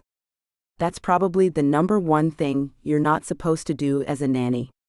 And not only did I sleep with him, he was my first. When things started getting heated last night, I wasn't thinking of my job, and now I don't know what to make of the situation. I don't know if he thinks we'll be together again, or if he even wants that, or whether it was just something that happened in the heat of the moment, and that we're going to forget about. But then, being with him the first time wasn't planned either. It just sort of happened. Are you coming? Troy's voice came from the other room once more, and I rolled my eyes. Yes, here I come, I say as I walk out of the laundry room and into the living room. I'm surprised at how calm my voice is. I want to yell at him to be quiet and give me a few minutes to sort things out, but I hold my peace. I have to remind myself from time to time that he is just a little boy, and I don't want to do anything that's going to upset him. He doesn't know anything that's going on in my life, not that he'd understand anyway, and he certainly doesn't know what's going on between his father and me. I grab the remote and push a few buttons until the show finally comes on. There you go. Do you want some juice or something? I ask. He nods as he settles in to watch, and I make my way to the kitchen. I feel so strange, almost as though I'm watching myself go through the motions. There's something about this entire situation that puts me on edge, and I don't know what to make of any of it. I can't let myself get too close to Kane, I just can't. It's too dangerous. He doesn't know who I am, and I know if I get too close, the truth is going to come out eventually. It just will, even if I don't want it to. The news is still on in the kitchen, and I sigh. I was so caught up with taking care of the stain on the sheets that I forgot to turn it off. The news anchor is running through the headlines, and I pause when I hear him mention my name. And the quest for Miss Gravage is still underway. If any of you have seen this young woman or know of her whereabouts, we would like for you to inform the police immediately. She has been missing since. I turn off the TV before the man gets any further. Every time I see myself on the screen, I feel sick to my stomach. I hate that they're still looking for me, and I hate that I can't do anything about it. I'd hoped that they would have turned their investigation elsewhere by now, even if I knew the chances of that happening were unlikely. A girl can dream. I want to just scream for the world to forget about me. I don't want Kane to see it, though I've done a wonderful job of changing my appearance. The fact of the matter remains that if he were to look close enough, there's little doubt in my mind that he'd recognize me. Are you bringing my juice? Troy calls from the other room, and I'm brought back to the present once more. Just a second. There was something I had to do first. I call back. I realize I spend a lot of my day telling the boy to sit down and wait for me, but I can't help it. I'd never planned on being a nanny. Hell, I never even planned on being in this town. I'm supposed to be in San Diego working toward my degree. But here I am, being an undercover nanny for a wealthy man with a gorgeous body. Gosh, that body. I know that I shouldn't want to be with him again. I know that I should regret the fact that we've been together at all, but I can't get him out of my mind. I want nothing more than to be with him. The feeling of him was imprinted on my mind and my body. I want to be with him again. I still feel thankful that he was my first. I can't imagine having given it to anyone else in the world. No one else would be as deserving as Kane. He was so kind to me, in a way no one else has been before. For once, I felt that someone was actually seeing me. Unlike my parents, who always pushed me aside, or the boyfriends I had who cheated on me before I had the chance to sleep with them, or even my best friend, who lied and told everyone that I gave her boyfriend an infection, Kane was able to see who I was. I shake my head as I grab the juice out of the fridge and pour it into a cup for Troy. Who am I kidding? Kane doesn't know me. He doesn't even know my name. He knows Emily. He thinks that I'm some young thing who grew up here and is now living my dream job of working with children by getting to be the nanny to his son. He has no clue that I'm likely accused of murder and wanted by the police. If he did, there is no way he would let me anywhere near his son. In fact, he would probably turn me in faster than anyone else if he knew. I close the fridge a little too hard and walk out to the living room. Here, sorry that took so long. Are you mad? Troy asks as he takes the juice and looks up at me. Because you look mad. I sigh. No, Troy, I'm not mad. I just didn't get very much sleep last night, and I need a nap. You know how you need a nap sometimes? He nods. Why don't you go take a nap then? Because I'm taking care of you, silly, I say with a smile and tickle him. He laughs and goes back to watching his show, forgetting about the conversation. I smile to myself and sit down on the couch next to him. Oh, to be that age again and not have a single care in the world. It would be pure bliss. But would I go back to it? Would I trade what I had done with Cain for the innocence of childhood once again? Would I trade this life to do it over again? I look over at Troy sipping on his juice and realize that it's my choices that have brought me here, sitting with this little boy and watching his cartoons on his couch. No, I think to myself, there's not a chance in hell I'd go back to any of it. I like it here, and if I have my way, this is where I'm going to stay.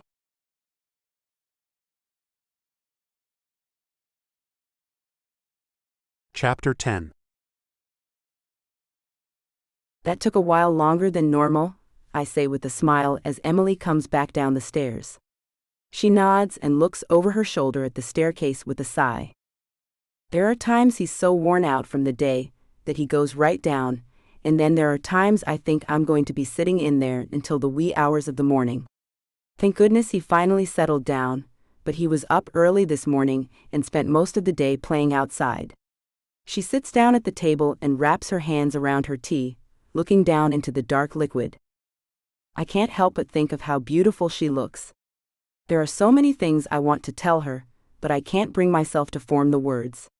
She clears her throat, avoiding eye contact with me, and then when she finally looks up, I find myself looking down. "What is it?" she asks. "It's just that you're so good to my son. I hope you know how much I appreciate it," I reply. She smiles. It did take a while to figure out how to get around his temper, but I think we've got something worked out now. "Emily, I can't tell you how much you've changed this place in the short time that you've been here. You really have made such a difference. I can hardly put words to it. Not just in Troy, but in me too. I know that it might sound a little personal coming from me, but I feel like you are the most genuine person I have ever met. You've been nothing but frank and honest in how you deal with my son, and with me. I feel I could trust you with just about anything in the world." I take a sip of my tea, and she smiles but once again drops her gaze. There is a moment of silence between us, and I begin to wonder if I said too much.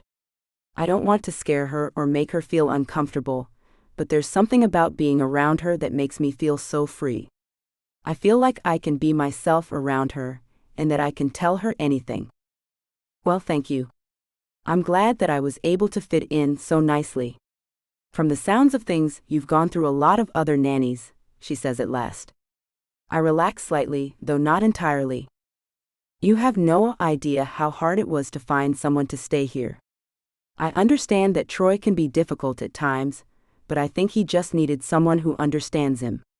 Someone who's able to see that he's just a little boy with strong emotions, and someone who wants to help him. Someone like you." I reach over and lay my hand on top of hers, and though she's tense, she doesn't pull away. I'm trying to read what her body is telling me.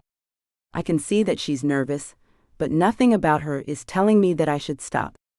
She clearly enjoys my touch, but there's something about her that tells me she doesn't feel like she should. 1,000 thoughts come running through my mind. I want to assure her that it's okay to feel what she's feeling, but I also want her to know that if she doesn't want me to touch her, that's okay too. I want her to know that she's safe, and I would never push her to do anything she didn't want to do. I'm about to pull my hand away when she suddenly looks up and leans forward, pressing her lips to mine. I close my eyes as she closes hers, and I move my hand from hers up to the side of her face, holding the back of her head as our lips move over each other. She slips her tongue into my mouth as she did before, sending chills throughout my entire body. I know she's young, but I still don't know how she can so perfectly touch me in the way she does. Our kiss grows in passion, and I can feel my arousal straining the fabric of my pants. I want to jump out of my chair and take her in my arms. I want to bend her over the table and have my way with her right here, but I also want to take her up to my bed once more. To take her to a soft surface and savor her. There was a part of me that was disappointed she'd washed the sheets the day after we were together. Though I could understand why she might feel the need to make sure it was clean for me the next night, I wanted to smell her on the pillows. She groans slightly, and I deepen the kiss further. She takes my bottom lip in her mouth and pulls it back, letting it go with a seductive smile on her lips. We make eye contact for a moment, and I'm about to go in for another kiss when she suddenly takes a deep breath and puts her hand on my chest, holding me where I am. "I'm sorry, I'm really tired and I think I'm going to go to bed," she says as she suddenly rises from the chair and grabs her tea mug. With a sickening feeling in my stomach, I grab her hand. "Emily, I didn't mean to push you. I'm sorry." No, no, no. It's nothing like that. I just need to get some sleep, that's all." She gives me a warm smile and walks back into the kitchen, leaving me alone at the table with the rest of my tea. I feel the tension growing in my chest, and I want to smack my fist onto the table. I don't know why I have such a difficult time with women, or why the ones I'm most interested in are always pulling away from me. I didn't mean to offend her, and though she's telling me that she's fine, I can only imagine that I must have done something wrong for her to pull away so suddenly. This is not the way I usually am with women. Normally, I'm the one in charge, and I don't have to question myself. If they don't want me, that's fine with me, so what is it about this woman that makes me doubt myself? I grip my mug a little too hard, and quickly loosen my grip when she comes back into the room. I'm relieved she didn't seem to notice my white knuckles as she lingers in the doorway for a second, her hands in her back pockets, her body looking magnificent in the light cardigan that's open over the t-shirt underneath. At the moment, I don't recall how old she is exactly, but I realize that a woman of any age can pull off a cardigan with ease if they wear it effortlessly enough. "Are you going to bed then?" I ask with raised eyebrows. I don't want to pressure her, but I also want to diffuse any tension that may have come from what we just did. I wish that I didn't have to play so many guessing games with myself, especially while she's right in front of me, watching me. What happened to the Kane who was always cool, calm, and collected in every situation? I am, and I just wanted to tell you that I think you are the realest person I know too. I don't know what I would do without you, and for the first time in my life, I feel like I've met someone who I can be myself with. I've never had that before. She takes a deep breath before she goes on. In the past, everyone has always judged me for one thing or another, and it's nice to know that I've found someone who can see me for who I am, and who treats me with respect. She hesitates, and I get the impression that she wants to say more, but she changes her mind at the last second. "All right then, I just wanted you to know that. Good night." "Good night," I reply as she walks through the room. She keeps her hands in her back pockets, resting on her perfect butt until she reaches the stairs. Then she takes them out and runs one of her hands along the railing on her way up. I've never felt jealous of a piece of wood before. She steps so softly that she doesn't make a sound as she makes her way up to the second floor. Once again, I'm alone with my thoughts. "Come on, Kane, you've got to get yourself together," I tell myself. "You've only got one chance with this girl, and you might feel like you don't know what you're doing, but we seem to be on the same page so far. Don't mess this up." I let the thoughts come and go through my brain, trying not to let them spin out of control as they so often do. I need to regain some of my confidence if I'm going to get anywhere with this girl, and I know it. I might be shaken by my uncharacteristic confusion, but she doesn't have to know that I'm floundering on the inside. I'll show her the confident Kane once more, and let her come to me. After all, women like to be pursued, but they've always slowed down enough for me to catch them when I start to get bored with the chase. I know I want this one, but I can't lose myself in the race to get her. She's a catch, and with time I'll make her my own. No matter what it takes, she will be mine.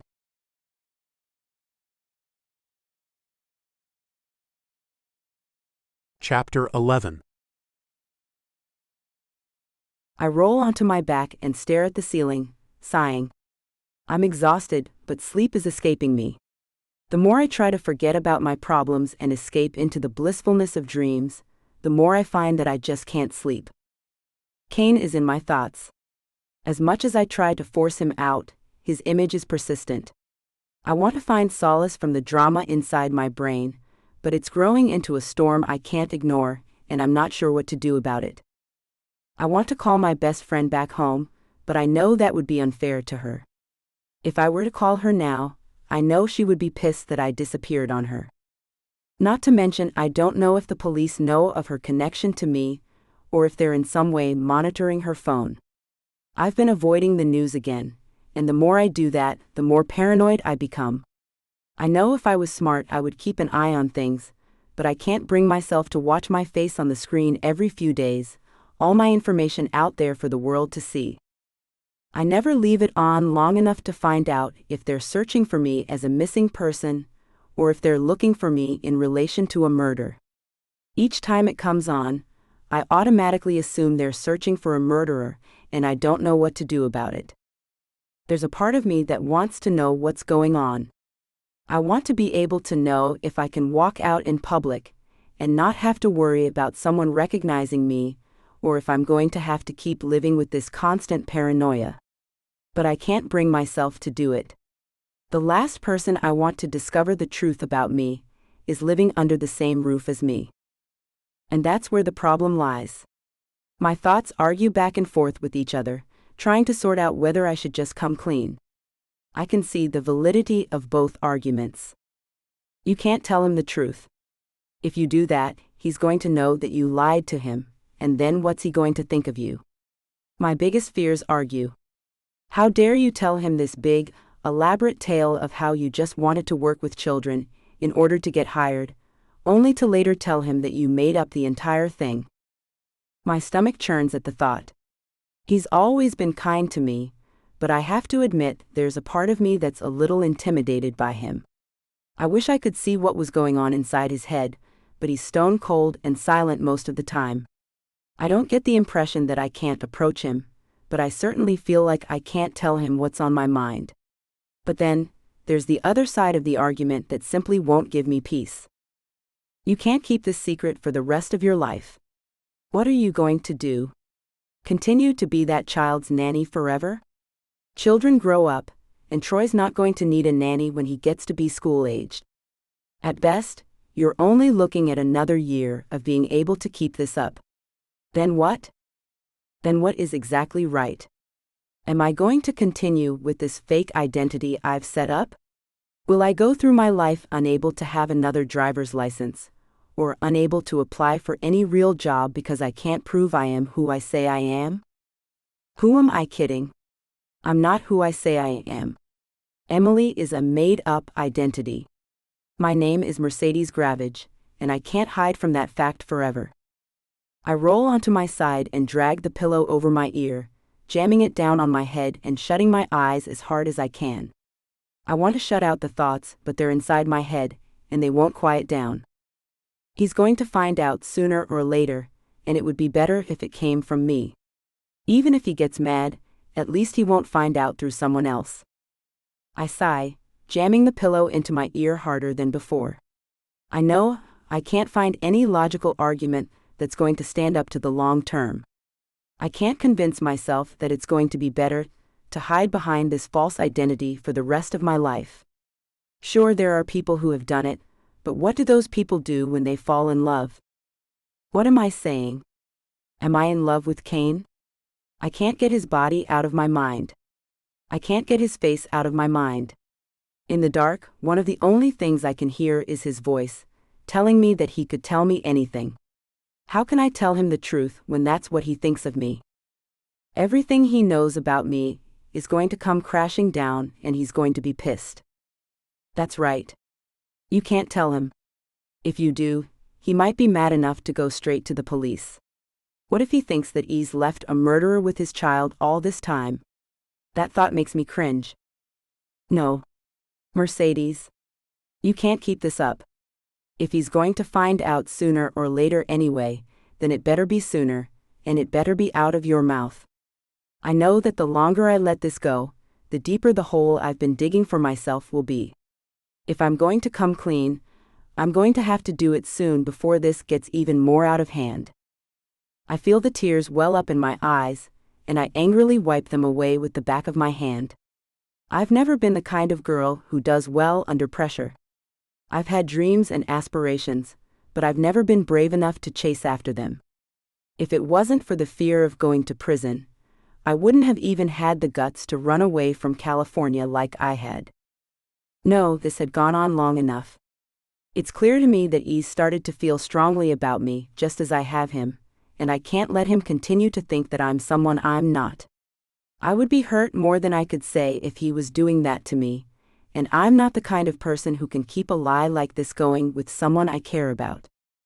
If there is any chance of us being together, it's going to have to be with Kane and Mercedes Gravage, not Emily. I dry my eyes and lay on my back once more, staring up into the darkness. I know I have to come clean, but I don't know how I'm going to bring it up to him. Every day that passes, I feel like time is running out. I've got to do it soon. Will he be angry? Most definitely. But what's worse, him finding out that I lied to him the entire time, or him finding out that I lied with good reason and came clean as soon as I trusted him? I don't know, but I can't go on like this. I'm going to go crazy if I do. I have to tell him the truth.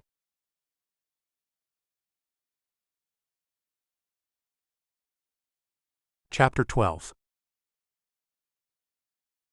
Good morning, Missy. I hope all is well with you today, I say cheerfully as I walk into the office Monday morning. She's taking a drink of her coffee as I walk in, and she looks up at me in such surprise that she almost spits it out. She recovers, swallowing what I can only imagine to be scalding liquid as quickly as she can, and she gives me a look. Someone's in a good mood this morning. What happened to you? Finally, find what matters in life. As a matter of fact, I believe I have, I retort. I know she's being snippy with me. I've ignored all her advances for as long as I can remember, and I can't deny that she has cause to be jealous now if she's still imagining there could be anything between her and me. I wasn't willing to risk anything with her before, not that I've ever been interested, and I'm certainly not going to risk what I have now with Emily just to satisfy my assistant's unrequited lust. I'm not sure if I can call what I feel for Emily's love, but whatever it is, it's given me a newfound confidence in all areas of my life. And I'm going to fight for that and cherish it as long as I can, Missy be damned. And what might that be, if you don't mind my asking? She presses, but I ignore her nosiness as I flip through the papers sitting on the desk. There's always a stack waiting for me in the morning, but I usually wait until I'm in the privacy of my own office to start going through them. Today, I don't mind if anyone talks to me. I doubt they will. Most everyone working for me has learned not to bother me without real cause, but I'm in a good enough mood that I don't mind the interruption should they decide to. Well, I hate to throw a damper on your high, but your ex-wife called and she says that she wants to speak with you immediately. Missy takes another drink of her coffee, and I can sense the irritation in her actions.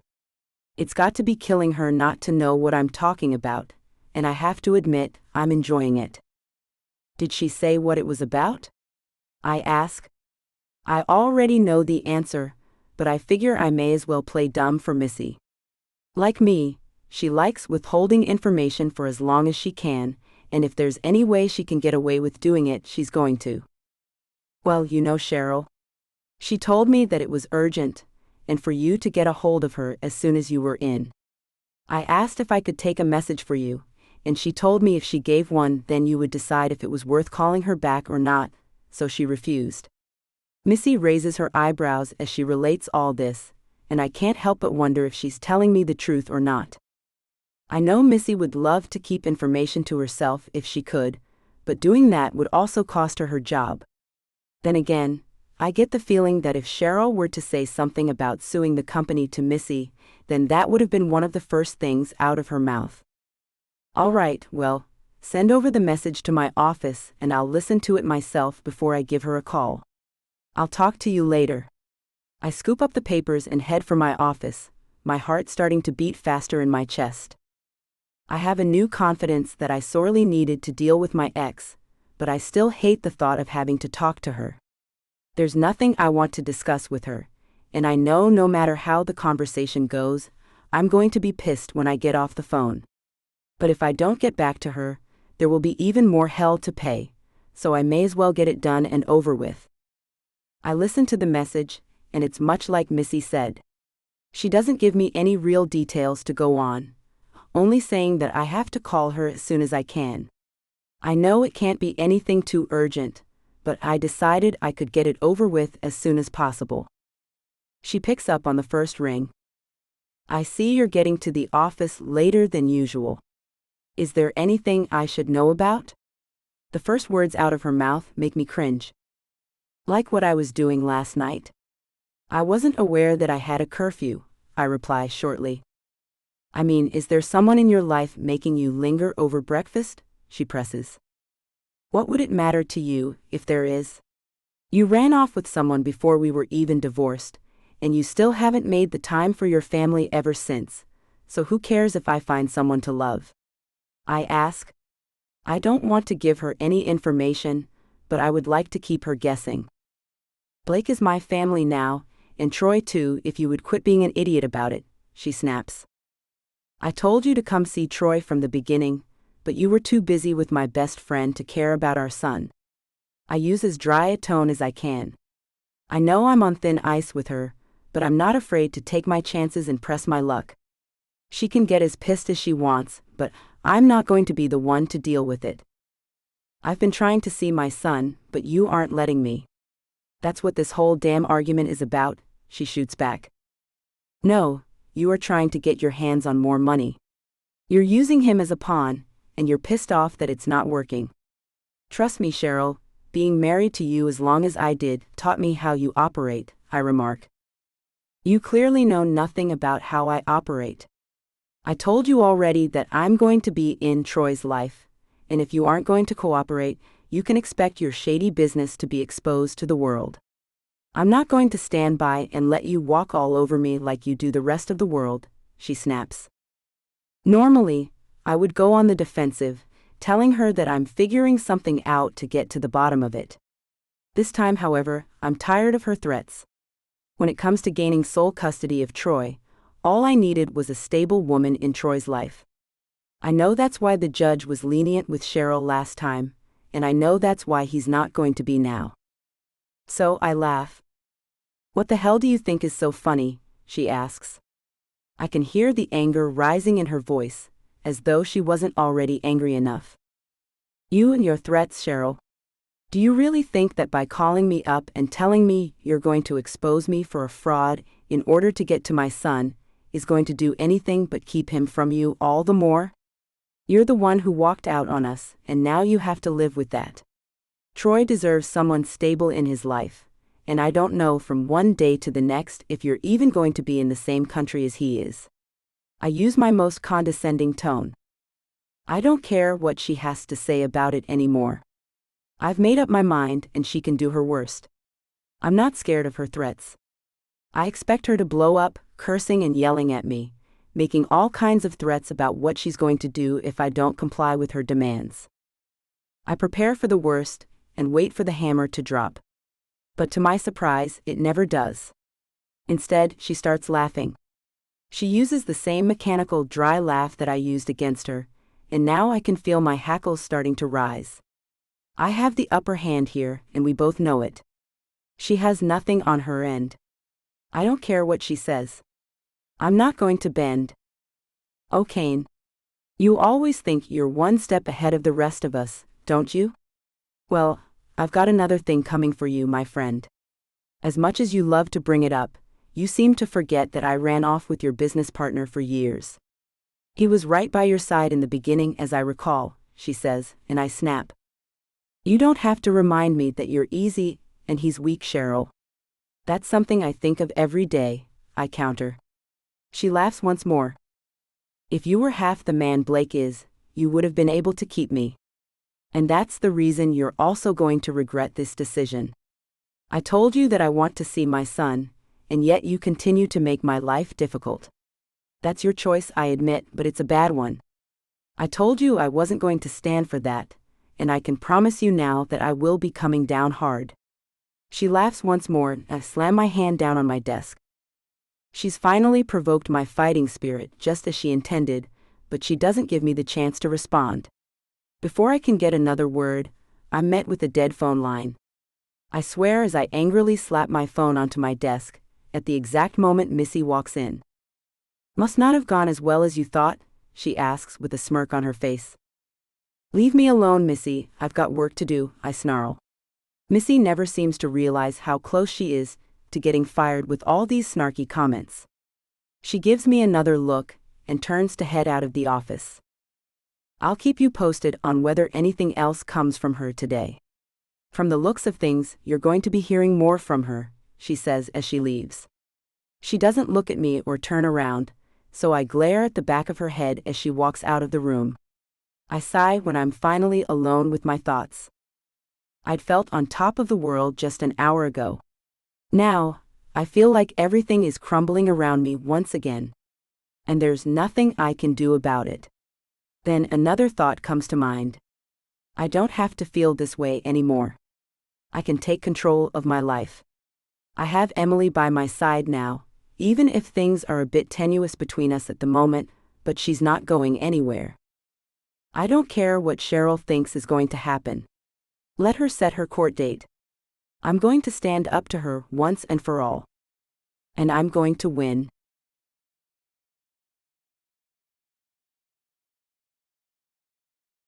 Chapter 13. My heart skips a beat when I hear the car pull into the drive. Kane is home, and I'm going to tell him the truth about me. It's not going to be easy, but I've got to do it. I don't have any other choice. After tossing and turning most of the night, I know that if I don't tell him the truth, then it's going to haunt me until the truth finally reveals itself without my help. And things won't look good for me if that happens. Troy's already in bed. I've grown used to Kane working late most nights of the week, and I've gotten in the habit of putting his food in the oven to keep it warm until he gets back from work. It's a lot easier to keep a plate warm for him and take care of the dishes right away than it is for me to keep the food in the pans on the stove. I brace myself as he walks into the house, and I take a deep breath, ready to tell him the truth. "There you are. Have I got news for you?" he says triumphantly as he walks into the room. I look at him in surprise, and he laughs. "You'll never guess what happened today." "What?" I ask.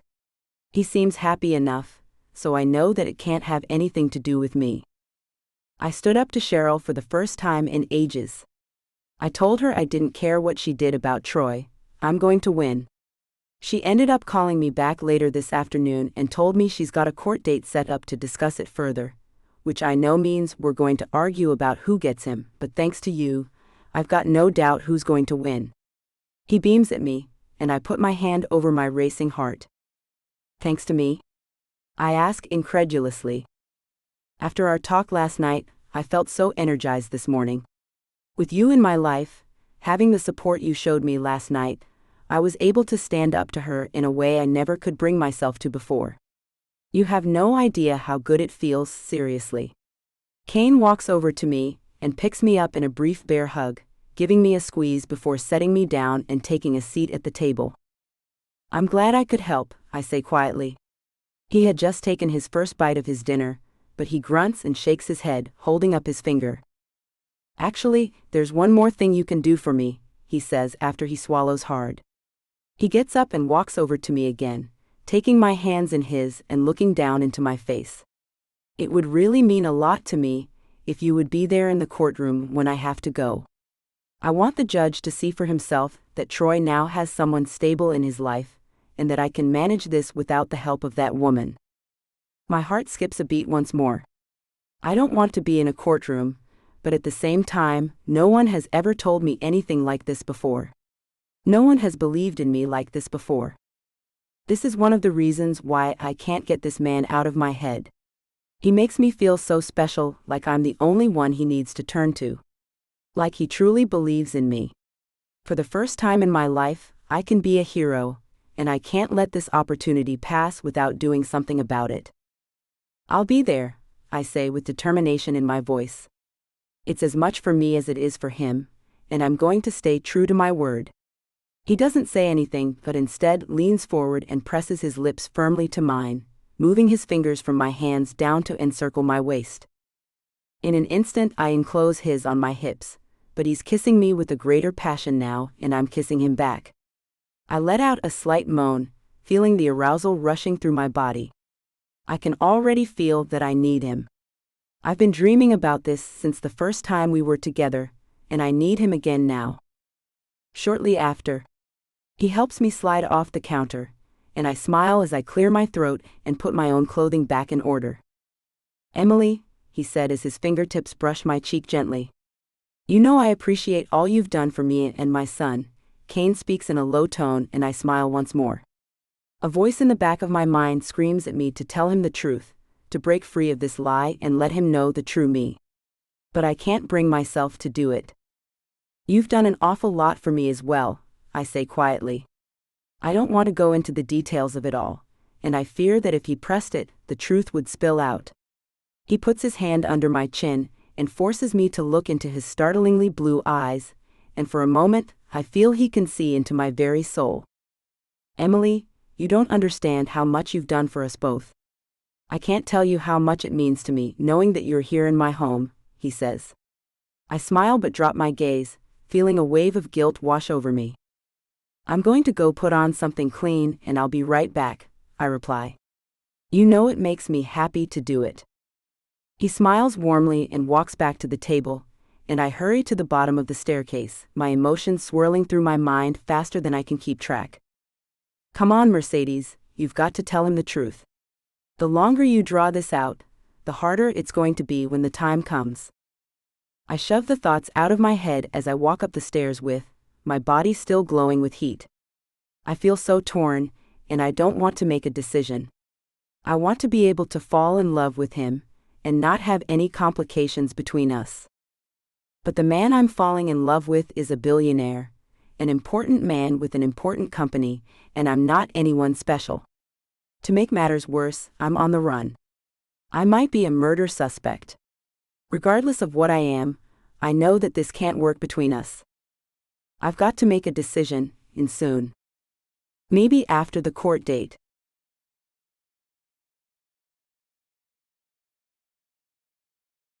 Chapter 14. 3 weeks later. I drag the razor down my throat, looking at myself in the mirror with satisfaction.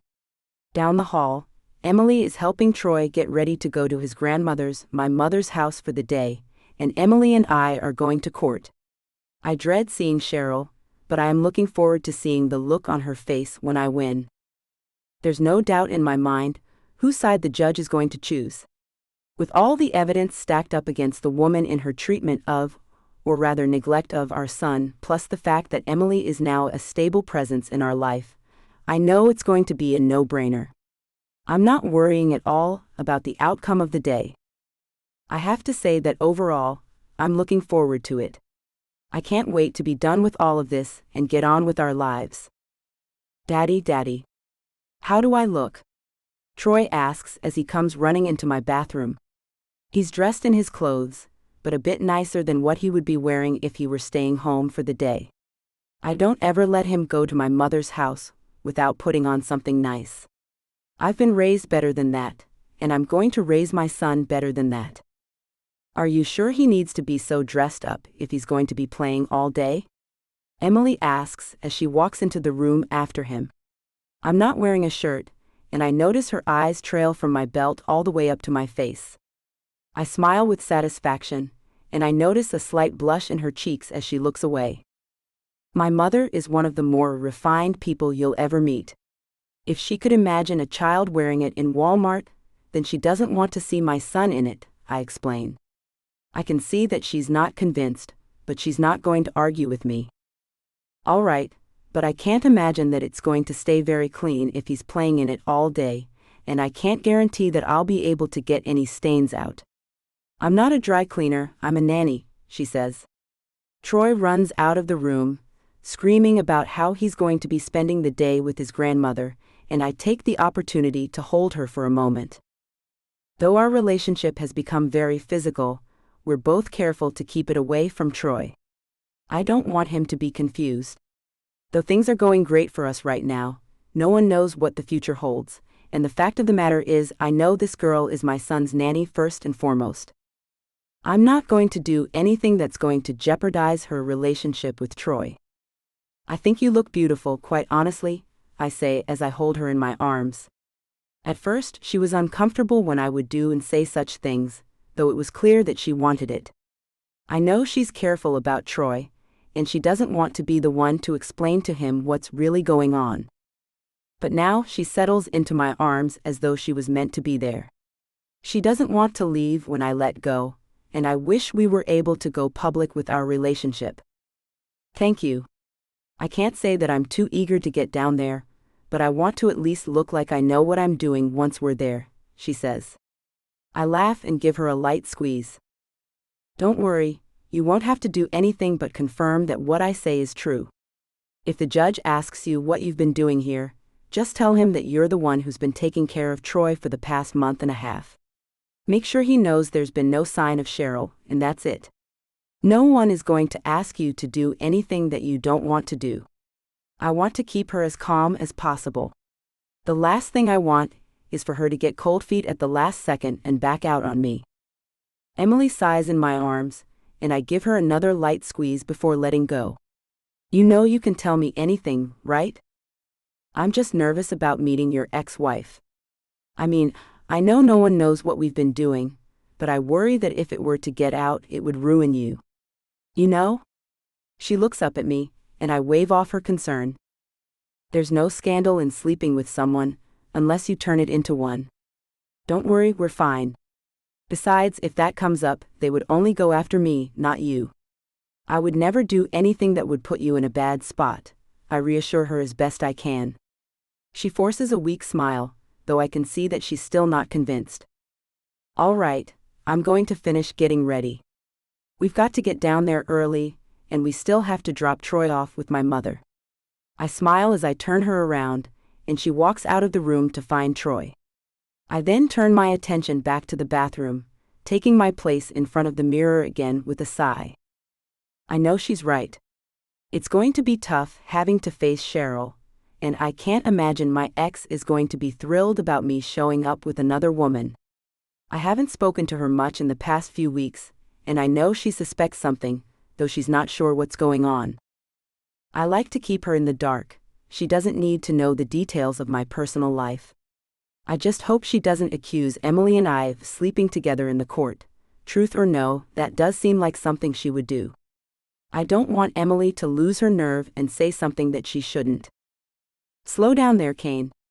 You're letting your thoughts get the best of you, and that's not going to get you anywhere. Take a deep breath and focus. Today is going to turn out in your favor.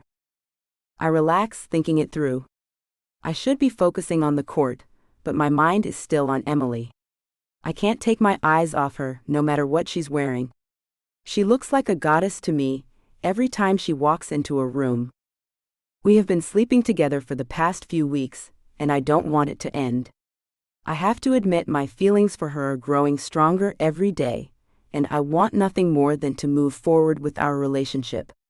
I have to remind myself often that she's the nanny, and there's nothing going on between us, besides two adults enjoying each other's company.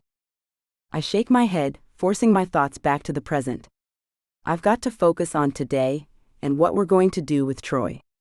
I know I'm going to walk away the victor, and I'll have Emily by my side when I do. Perhaps tonight we can have some fun.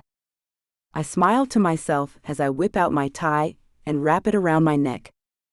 Yes, today is going to be a great day. In every sense of the word.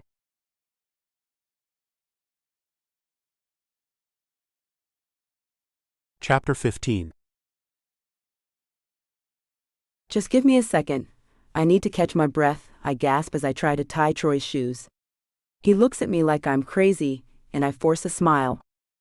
Why are you sick? He asks. What do you mean? I reply. I heard you throwing up earlier, Troy says simply. I cringe. I thought I was holding it down, but I guess with our rooms so close, he would be able to hear me. I don't know, buddy. Maybe I ate something last night that I shouldn't have, I say with a smile. I hurry through tying his other shoe, then I sit up and put my hand on my stomach as he gets up and starts running around the room. We're waiting for Kane to come down, but it feels like an eternity. Why am I so sick? I think to myself. I didn't have much of an appetite the day before, and now that I think about it, I didn't the day before that either. It doesn't make any sense. I couldn't have caught something from Kane and Troy, they were feeling just fine. Could I be getting my period? Wait, when was the last time you got your period? My heart skips a beat as I walk over to the calendar, flipping through the pages as my heart rate speeds up. When was the last time? I count, my heart sinking. I see right away that I'm more than 5 days late. My period is always on time. I should have noticed right away. But everything going on with the court date must have distracted me. I need to take a pregnancy test. I try to take deep breaths, telling myself I'm getting ahead of myself. I should do it as soon as possible. All right, everyone, are you ready? Kane asks as he comes down the stairs. Can you take Troy to your mother's? I just remembered that I've got to get something at the store, I say quickly. I'll take a cab down to the courthouse. Kane looks at me with a confused expression. Is everything okay? Yes. I just haven't been feeling well, and I thought I had something in my purse for it, but I don't. I'm sure it's just nerves, I lie. He nods. All right, but let me know if you need anything. I will, I say quickly. I watch, relief washing over me as he takes Troy with him out the door. I feel sick to my stomach, and I don't know if it's from the nerves or if it might be because there's a baby growing inside me. Either way, only a pregnancy test is going to put my mind at ease. I walk down to the nearest gas station, grab a box and pay for it quickly. I avoid eye contact with everyone on the street. I know they don't know what I've got in my purse, but I feel like everyone is staring at me. I want to scream at them that they don't know me or what I'm going through, but I bite my tongue. There's no time for me to go back to the house. I have to get down to the courthouse as soon as possible. After hailing a cab, I'm on my way. I can hardly focus enough to tell the driver where I need to go, and my heart continues to pound in my chest as we pull up in front of the building. There you are. Are you feeling better? Kane asks as I step inside. A little, but I've got to go to the bathroom before we begin, I say, managing the bravest smile I can. It's enough to convince him I'm fine, and he visibly relaxes. It's that way, but don't be too long. We're going to get started soon, he says. I see other people going into the courtroom, and I wonder which of them might be his ex-wife. But I don't have time to focus on that right now. I've got to take this test and get some answers. I sit on the toilet with my skirt on the floor around my ankles. I'm staring at the test in my hands. 2 bright pink lines confirm what I feared. I could take the other test to make sure, but I know I don't have to. There is no denying my symptoms, and the truth is staring right back at me. I'm pregnant. Of course, I don't have to ask myself how it happened. I knew that I wasn't on the pill. But I also knew how regular my cycle was, and I'd been careful to make an excuse not to sleep with Kane on the days I thought I was ovulating. Perhaps I'd calculated wrong. Perhaps I should have been on the pill, or made him use protection. Perhaps I should have thought about all of this a lot sooner than the moment I was sitting in the bathroom of a courthouse with a positive test in my hands. I grab my skirt and yank it up, zipping the back of it before wrapping the test in toilet paper. There's no running from this one. I have to tell Kane the truth now. I can't carry his child while pretending to be someone I'm not, and I don't know how he's going to take the news. If he's mad at me now, of course, he'd have every right. He's not going to be able to write me off like he could have before. I know he's the kind of man who will step up and help me with this child, but I don't know how he's going to take the news. My mind is spinning, but there's a nagging feeling in the back of my head telling me to get down to the courtroom. The room feels like it's spinning around me as I make my way to the door, and I cling to the rail at the side of the hall as I make it down to the courtroom. I'm one of the last people to walk inside, though I pride myself on not being the very last. Right away, I spot a woman I imagine is Kane's ex, and the man sitting next to her is the one I believe she left Kane for. If I'm right, I can't see why she ever would. Kane is far better looking than the other. But that's none of my concern. There are other things on my mind now, and I've got to focus. Glad you were able to make it, Kane says in my ear as I sit down. I smile and pat his hand. I told you I would. I'm just not feeling great is all, I reply. I can't tell if he's annoyed with me almost being late, but there's a part of me that also doesn't care. He's going to get the big news soon enough, then it'll all make sense to him. Until then, he can just be annoyed. The morning drags on and on. The only other time I've ever been in court was when I was in high school, and that was a blur in my memory. I remember how fast it seemed to go, but then I was the one who was in trouble. Here, I'm nothing more than a witness and a supporter of the people who are involved. There's a lot of bickering between Kane and his wife when it's their turn, and their lawyers often get involved in heated arguments with each other. As the bickering continues, I wonder to myself if this is what it'd be like if they ever took me to trial for Amanda's death. I wonder how long they let this sort of thing go on before they decide it's enough. Finally, the arguments are over, and the judge has heard both sides. Throughout the morning, I could see from the glares that Kane's wife was giving me that she hated me more than anything else on the planet, and I couldn't figure out why. She was the one who'd left Kane, not me. I didn't take him from her. And if she hadn't left, Kane would never have strayed from her.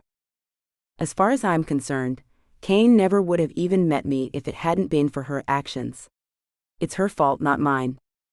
All right, if that's all both parties have to say, I have my decision, the judge said at last.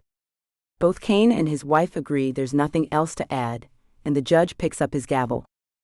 I have carefully reviewed all the information that's been submitted by both parties, and I have taken into consideration what both of you have said to me today. With the best interest of the child in mind, it is my decision to award full custody to Kane Stockwell, the father. Court dismissed. He hits the gavel on the podium in front of him, and everyone flies to their feet. We did it, Kane says with a laugh as he throws his arms around me. I can hear Cheryl shouting behind us, but I can't make out anything she's saying. I don't care to either.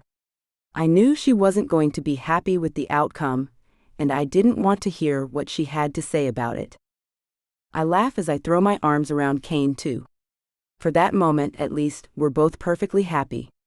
At this moment, he thinks I'm Emily. He doesn't know that he has another child on the way, and he doesn't know that I'm not who I say I am. I know that I'm going to have to get this straightened out much sooner than I thought, and I pray that it's going to go well. But for now, I'm going to help Kane celebrate this victory and be in this moment of bliss with him. Reality will come crashing down soon enough.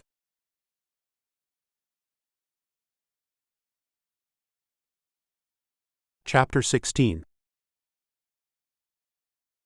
Did you see the look on her face when he said that I won full custody? I thought she was going to faint right there in the courtroom. I say for the 10th time on the way home. My heart is racing, and I can't wait to pick up Troy from his grandmother's. I can't tell him the good news because I never told him that things might change in the first place. I know he's far too young to include in our adult problems, and the last thing I'm going to do is put more stress or pressure on his life. It's bad enough that his mom abandoned him a year ago and that I have to be gone so much with work. I wasn't going to further complicate his life by telling him that things might have changed even more. Emily is seated next to me, her hand on her stomach and her gaze fixed out the window. She smiles at me and nods once again, but her words seem forced when she finally speaks. I don't think she liked me very much. I mean, maybe she assumed I'm more than just Troy's nanny, or maybe she's jealous because I get to see him and she doesn't. I don't know. She looks at me as she speaks, but then she turns her attention back out the window. If it makes you feel any better, Cheryl doesn't like anyone. I don't even think she likes Blake that much, but damn am I glad he had the sense not to try to say anything to me before or after the whole thing, I reply. The thought of my ex-business partner sends a shiver of hatred down the back of my spine, and I squeeze the steering wheel a little tighter. Was that the guy in the black suit with the blue tie? Emily asks me, looking at me with raised eyebrows. I nod, though I don't make eye contact.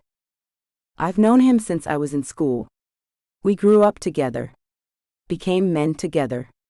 I never could have imagined that he'd do something so low to me. It makes me so angry, I can't even think straight. I squeeze the steering wheel tightly once again, but she puts her hand over mine. You don't have to dwell on it. People do dumb things to each other. But if it makes you feel any better, I don't know what she sees in him that she didn't see in you. If you ask me, you're way better looking, and I'm sure you're a lot smarter too. She smiles at me as she speaks, and I know she's trying to make me feel better, but the words still hang in the air. I don't want the situation to get awkward, but at the same time, I don't know what to say. The fact of the matter is that both of them crushed me with their betrayal, and though I wouldn't go back to that life, I hate thinking about it now. The sight of that man with my wife is enough to make me sick, and I want nothing more than to walk across the room and punch him in the face whenever I see him. Though I realize doing that today would have cost me custody of my son, so I held my peace. Well, I think that you're a lot more of a woman than Cheryl ever was. I know it's not fair to you to compare you to my ex-wife, but you've been a lot more real with me than she ever was. I don't think that woman has a truthful bone in her body, and I mean that honestly, I reply. She looks at me with a tired smile, but there seems to be something she's holding back. I don't know, women are hard to figure out. And I'm one of them, she says with a chuckle. I laugh as I put the car in park. Do you want to come in? I don't usually introduce my son's nannies to my mother, but on the other hand, you're a lot more to me than just a nanny, I say. I choose my words carefully. I know I don't want to say anything that's going to scare her off, but at the same time, I can't hide how I feel about her. It's becoming increasingly difficult, and I'm sure she knows it. She shakes her head, however, and puts her hand on her stomach once more. There was a lot going on this morning, and I don't think I'm in the best shape to meet anyone new, especially your mother. She's rather intense anyway. I'm sort of relieved that you feel that way, I reply with a pat on her hand. I get out of the car, thinking about how familiar we are with each other. I talk freely with Emily more than anyone else in my life. It's easy to forget that she works for me. I treat her as though she's part of the family. I think of her as though she's part of the family. Today was a victory for me, but more than that, I feel it was a victory for us. I'm proud that she was by my side when I won custody of my son, and I hope she's proud that she was there too. But I'm also getting the impression that she's not feeling well, and I want to get her back to the house as soon as I can. I know that it was a pure favor to me that she went in the first place, and I don't want to abuse that by keeping her out longer than I should. I keep the visit short with my mother, telling her that I have more things that I have to do down at the office and that I should get going. At least I know that it's done for good, my mother says as she kisses me on the cheek. I've thought for a long time that you should get that woman out of your life. Well, she's finally out now. I'll call you later, I promise as I head out the door with my son. I don't want to tell my mother what Cheryl said to me on my way out of the courthouse. She leaned in and told me without a doubt that she was going to get revenge. That way or another, she was going to make sure I paid for this. But somehow, I didn't care. I don't care what she does to me, or at least tries to do. It doesn't matter anymore. I have lawyers that can take care of that. All that matters is that I have my son, and that I get to keep him. No more worry that I have to share him with her, or that she'll keep disappointing and hurting him. No more worry that he'd call Blake Dodone Day. We get to the car, and Troy climbs in the back, talking 100 miles an hour to Emily. She smiles over her shoulder. I'm glad you had a good time. Are you ready to head home now? She asks. Yes, I am. I'm starving, he says excitedly. Why didn't you eat at Grandma's? I ask. I didn't like what she made, Troy answers. I shake my head. He isn't a picky eater, but he does know what he does and doesn't like. If he doesn't like it, he refuses to even try. I'll make you a sandwich when we get home, Emily says. She looks tired, sick even. Are you all right? I ask, looking at her and clearly showing my concern. I don't feel the need to hide anything around her. Yes, fine. Like I said, I think it's just the stress of the day. Let's get home and I'll get Troy something to eat.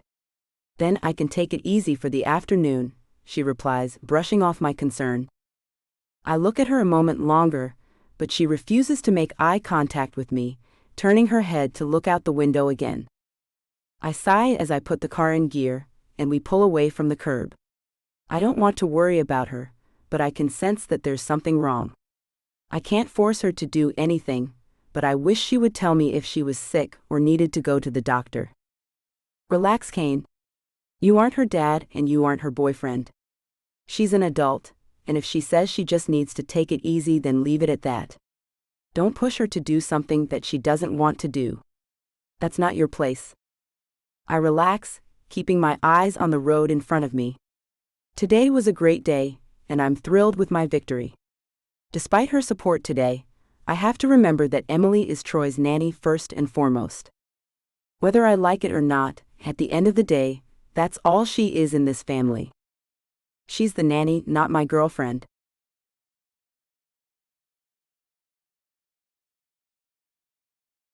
Chapter 17. I stand up and sigh, putting my hands on my back. In my free time, I've been reading through the various early pregnancy symptoms, and I don't know if I'm truly feeling them, or if it's all in my head.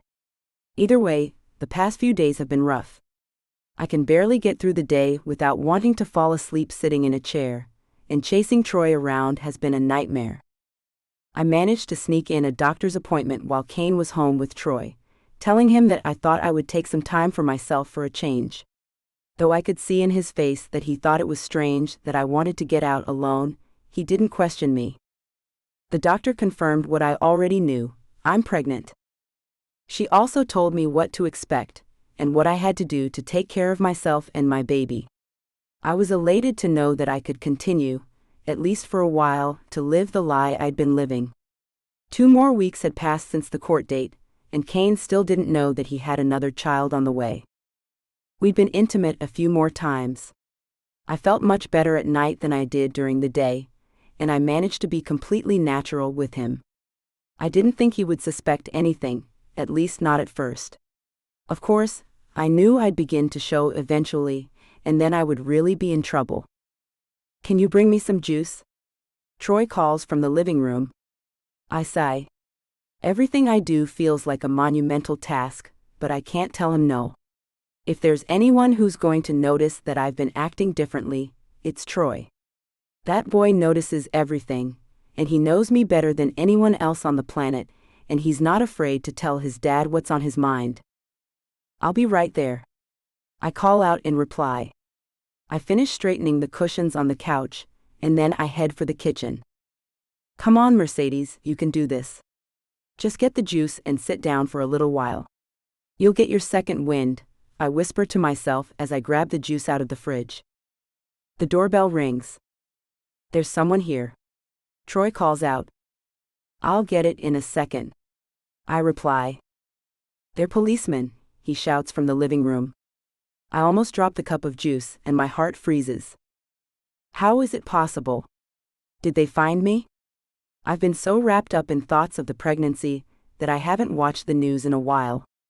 Perhaps someone tipped them off and they've come to arrest me. Take this and sit down, I'll go talk to them, I say as I hand Troy his cup. He obeys, but I can see that he's still curious. Of course, he would rather peek around my legs when I'm at the door, but I can't have him doing that. I walk over to the door and take a deep breath, bracing myself for the confrontation to come. Hello, are you Mrs. Stockwell? The man asks, waving his badge in my face. No, I'm Emily, the nanny, I say. My voice is shaking. Can I help you? I'm Officer Brady, and this is Officer Gang. We need to speak with Kane Stockwell immediately, Officer Brady says. I feel my heart sink. Perhaps they know they can't take me away when there's a child in the house. Is his wife here? They're divorced, I explain. He's not going to be home until late tonight, but I can have him talk to you in the morning. He doesn't head to the office until around 11 in the morning, so if you come back at that time, I know he'll be here, I say. I check the clock and see that it's only 9:30. The men exchange a glance, and they seem to be debating something. I imagine to myself that they're trying to decide if they should take me now or leave me with the family for one more night. Perhaps they have to tell Kane that they're taking me away, or maybe they need to question him before they can put me in handcuffs. "Is there anything else I can do for you?" I prompt.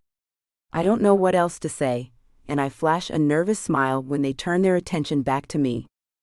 "No, but please make sure you give him the message. I would like to hear from him before the day is out, so please have him call me as soon as he gets in and confirm that he's going to be here in the morning," Officer Brady says as he turns to go. "Have a good day." "You as well," I say, though my voice is still quaking. I close the door and steady myself against the knob, trying not to fall to the ground. I'm convinced they're going to take me away tomorrow, though I'm not sure why they didn't just do it now. I know that my time is finally up. Game over. It's time for me to pack up my things and move on. I could tell Kane the truth, but then I'd risk him trying to keep me here until they come back in the morning, and I can't do that. I have to think of my baby, and if they put me in prison. I can't have that. I can't have my child taken from me, not this way. "Troy, I'm going to go up to my room for a few minutes. I want you to stay here and watch TV. I'll be back to watch it with you in a bit, okay?" I ask as I poke my head in the living room. He's watching the cops drive away through the window. "Okay," he says. I hurry upstairs and grab my backpack. As quickly as I can, I shove everything inside, grabbing the essentials. I need to take as much as I can, but at the same time, I can't make it obvious that I'm packing up. Kane is going to get home, and I know if he sees that my room is packed, he's going to get suspicious. It's going to be bad enough telling him that there are 2 cops looking for him. I can't imagine what he would think if he saw I was leaving. When I put the last of my essentials in the bag, I zip it up and shove it under my bed before collapsing to my knees. My hands are shaking so badly that I can hardly steady myself enough to get up, but I tell myself to pull myself together. I can't panic. I have to be brave now. I was brave enough to leave my home once before, and I can do it again. It's going to break my heart to leave this place. To leave Troy, to leave his father. But I can't see any other way out of this. I've got to take care of myself and my child, and that means staying out of jail. I sit on the edge of the bed for a few moments, gathering my wits and forming my plan. I'm going to go back downstairs and watch TV with Troy, saving my energy. When Kane gets home, I'll give him the message, and we can go through our evening as usual. I'll make some excuses about why I don't want to be intimate, and I'll go to bed in my own room. Of course, I'm going to have to leave him a note of some kind to explain why I've left. I owe him at least some form of closure. It's not going to be any easier on him than it is on me, I already know. I wish there was another way, but the determination in my chest tells me that it's now or never. My plan will work flawlessly, and as always, no one will suspect a thing. I'll get through the evening as though nothing's wrong, keeping up appearances as I have for the past couple of months. Then around midnight I'll get up, grab my bag and hit the road.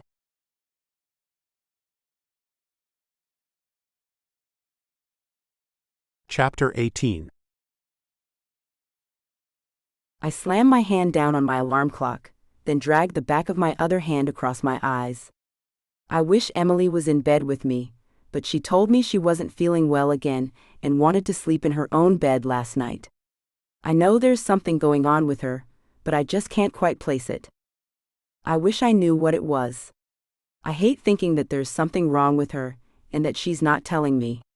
There would be no reason for her to hide anything from me. I care about her, and she knows it. So why lie?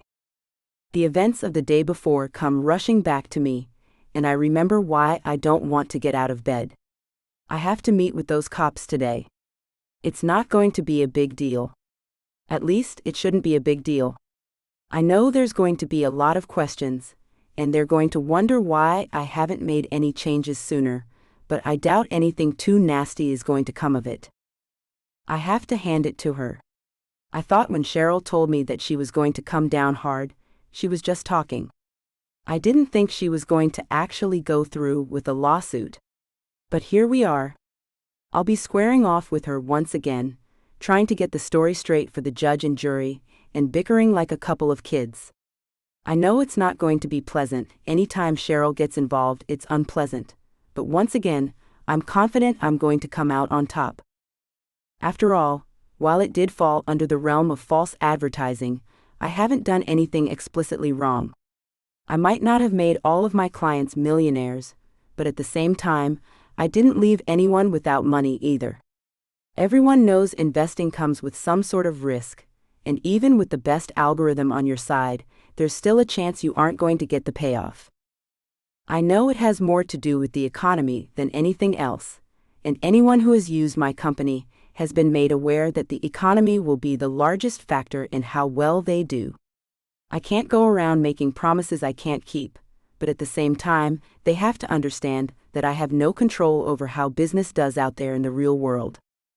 In fact, it was something that Blake himself had told me I should set up at the beginning. Something that would put some sort of buffer between me and the public in the event they wanted to try to say I cheated them. I thought it was a good idea, and though I never went through with it to the full extent that I could have, I feel there's enough of a safeguard there that I'll be okay. My alarm goes off once more, and I realize that I had hit the snooze button rather than turning it off. I sigh as I hit it once more, harder than the first time. I hate days like today. Any day you have to deal with cops is going to be frustrating, but I've had to do it more than the average person being the head of such a high-profile company. I want to get it over with, and I want to move on with my time. I have a company to run, and I can't waste the day down at the station with the cops. I drag myself out of bed and walk to the bathroom, grabbing my razor and dragging it down my throat. I don't even bother to get it wet first. I just want to get it done and over with, so I can get my day started and think about getting home later on tonight. I'm sure the fines I'll have to pay will be painful, but they aren't going to break me. I have more money than I know what to do with, and even the fines go reach into the millions. I'll be just fine. I'll just have my attorney convince the sheriff that I'm working on changing the slogan for the company. Even better if he can manage to convince the guy that I've been working on this for some time. The aftershave stings, but I only wince a little as I pat my face dry, and then I pull on my clothes. I'm sure Emily has breakfast on the go downstairs, and I'll grab something quick on my way out the door. I hope she's feeling better today. Though I'm not looking forward to talking to these cops, I'm more concerned about her. Perhaps when I get back, I'll suggest that she go to the doctor. She's young enough so she shouldn't be this tired all the time, especially out of the blue. When she first started working for me, she had more energy than I knew what to do with. The house was spotless every night when I got home from work, and Troy wasn't just happy, he was tired too. She managed to keep the whole place going better than I'd ever seen before. Then something changed. "Daddy?" Troy's voice crept into my room, and confusion swept through me. He never came into my room this early. "What's up, buddy?" I ask. "I can't find Miss Emily," he says. His voice is tired, and I wonder if he's still half asleep. "Maybe she's still in her room," I offer. He walks into the bathroom and shakes his head. I check there. She's not in there, in her bathroom or downstairs. "I don't know where she is," he says as he sits down on the edge of the sink. A knot of worry forms in the pit of my stomach, and I step out of the bathroom. Maybe she decided to run to the store for some things before she started breakfast. "Don't worry, we'll find her, buddy," I say over my shoulder as I walk into my bedroom. I put on the rest of my clothes and head out into the hall. I'm trying to convince myself that she must be out doing errands, but I know that's unlikely at this hour.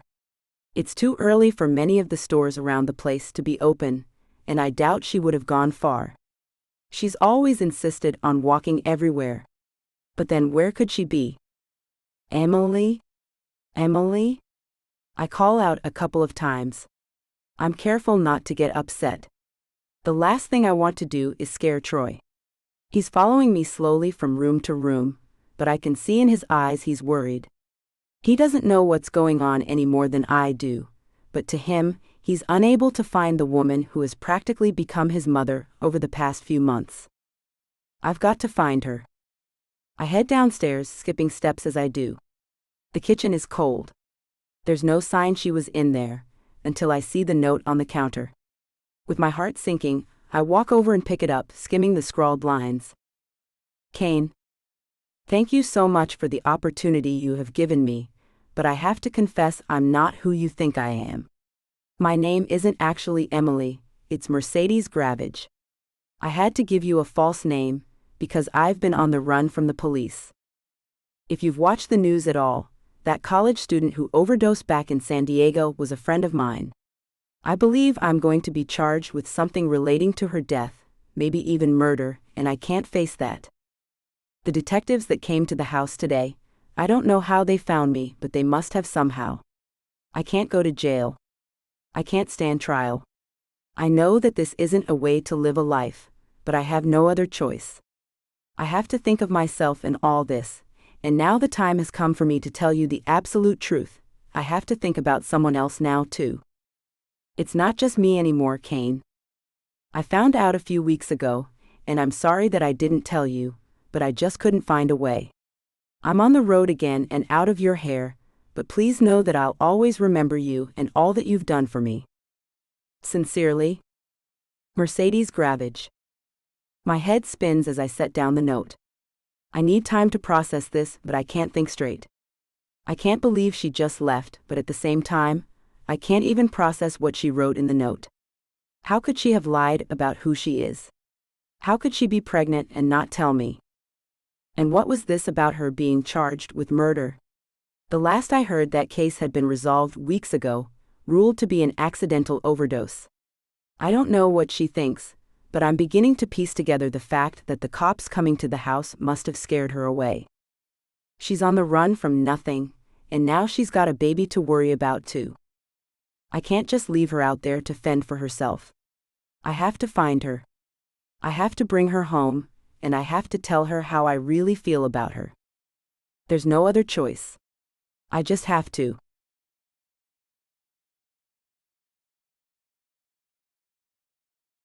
Chapter 19. I settle into my seat on the bus with a sigh, closing my eyes and leaning my head against the window. I know it's not even 9 in the morning, but I'm already exhausted. This baby has really been taking up all of my energy, and I don't know how to make it any easier. By now, Kane must be up and have realized that I'm missing. I know Troy must have gotten up early to find me, and I feel terrible knowing that he would have found only an empty room. I wish there was a way I could have told him goodbye, without him asking me where I was going, or telling his father too soon that I was leaving. I wonder what Kane's reaction is going to be. I'm sure he's curious about why the cops wanted to talk to him, but if he reads my note first, then he'll know before he even gets to the station.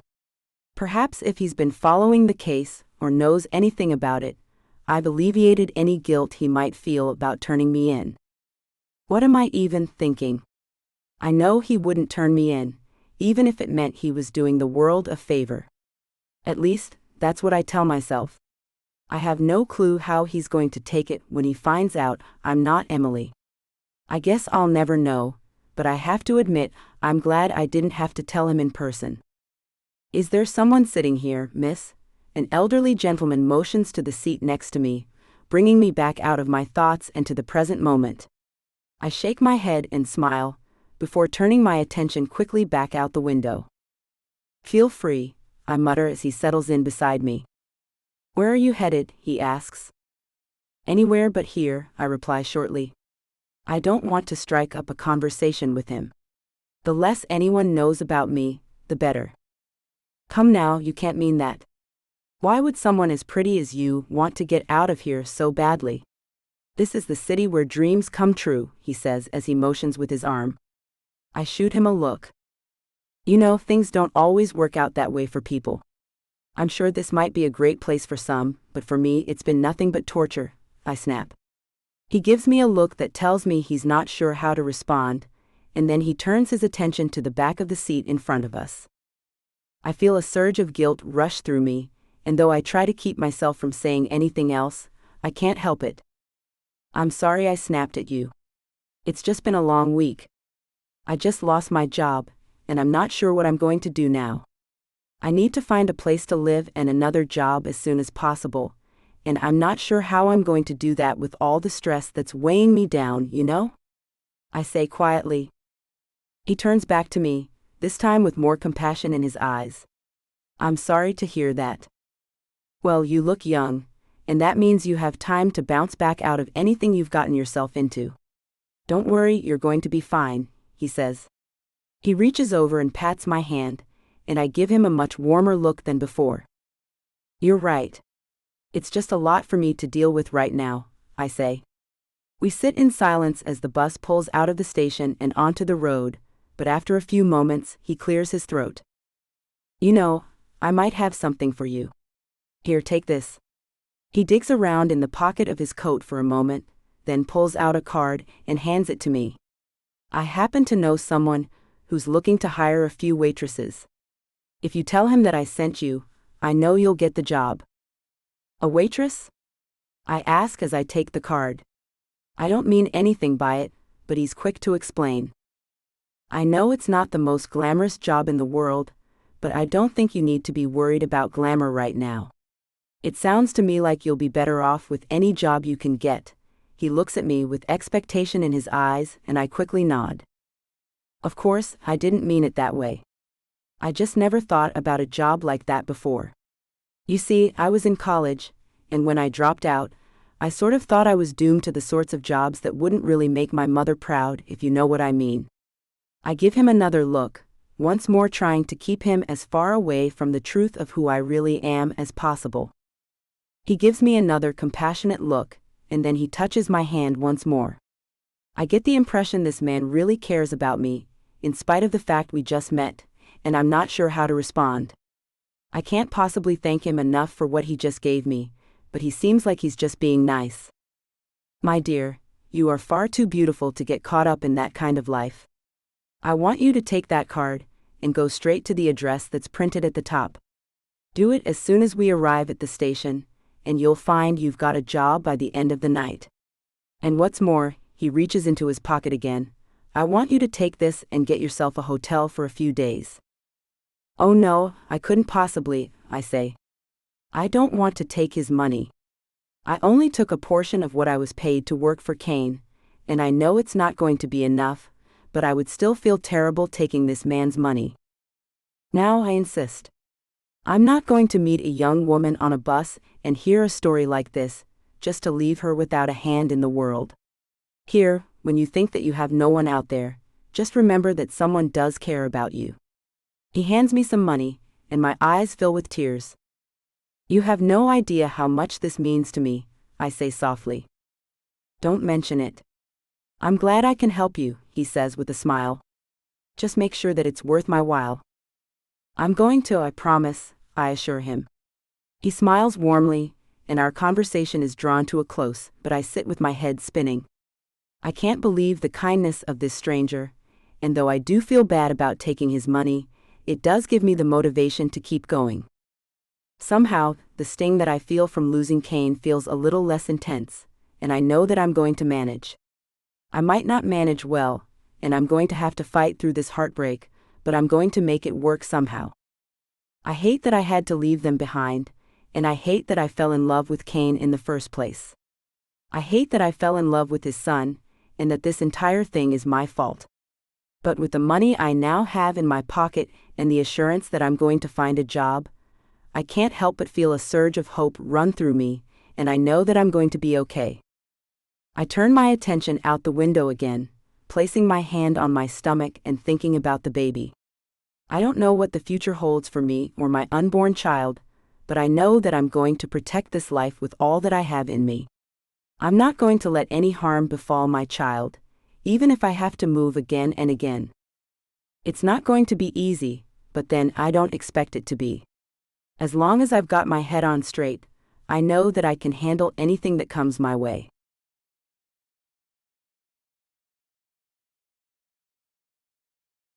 Chapter 20.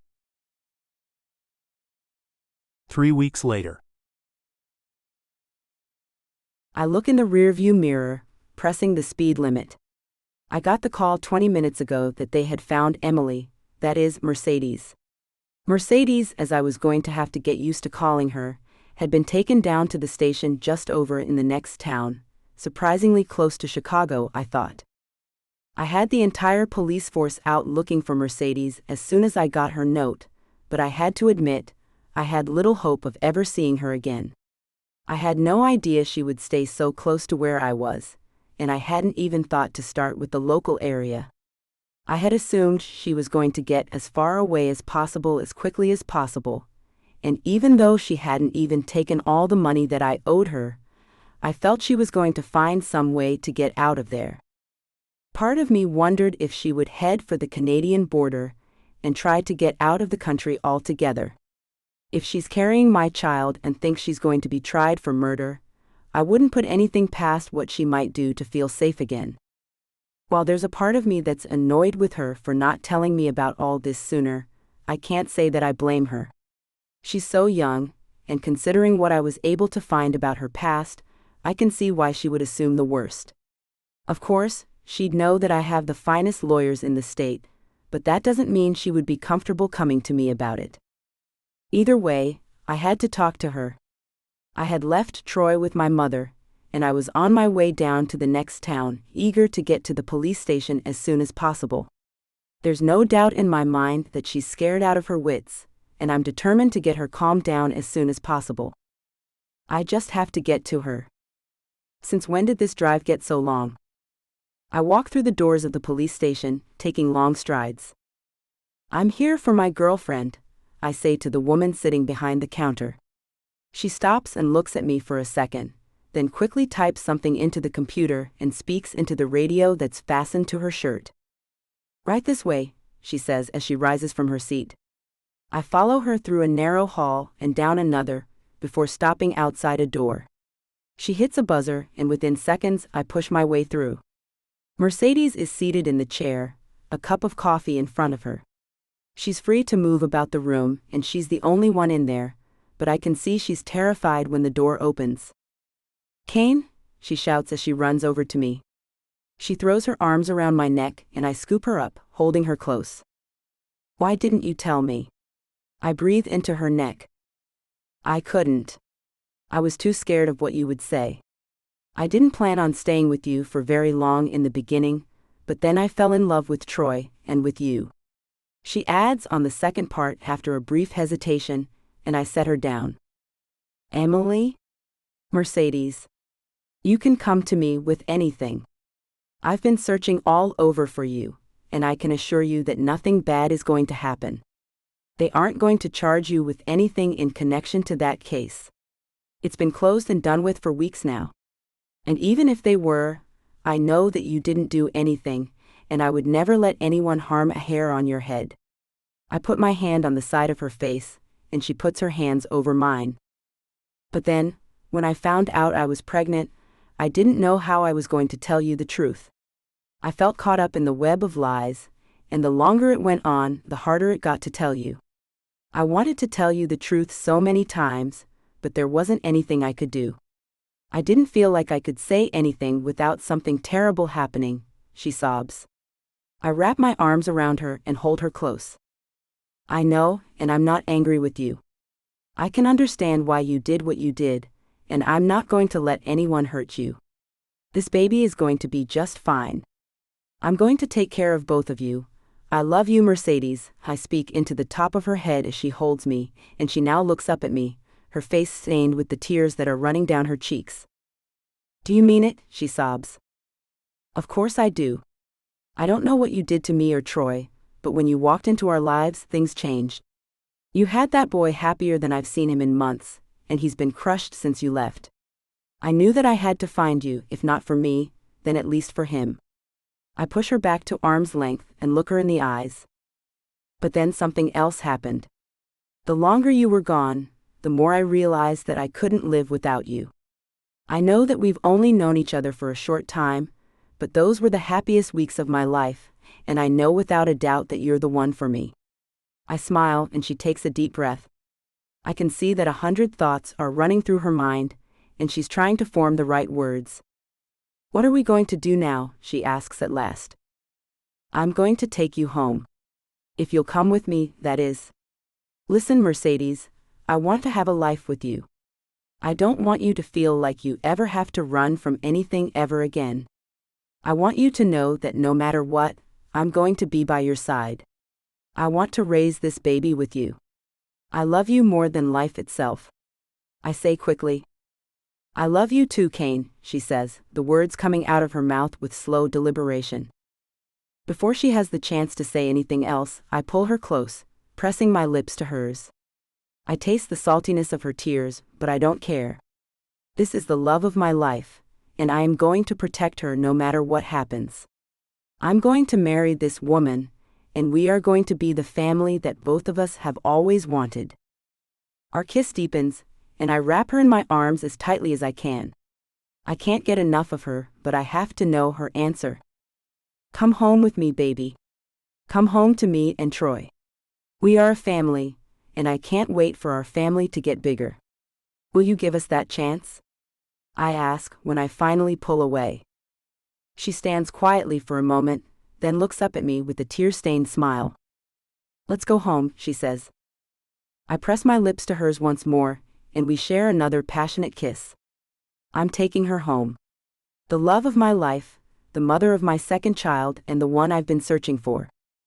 I'm making this woman my wife. The end.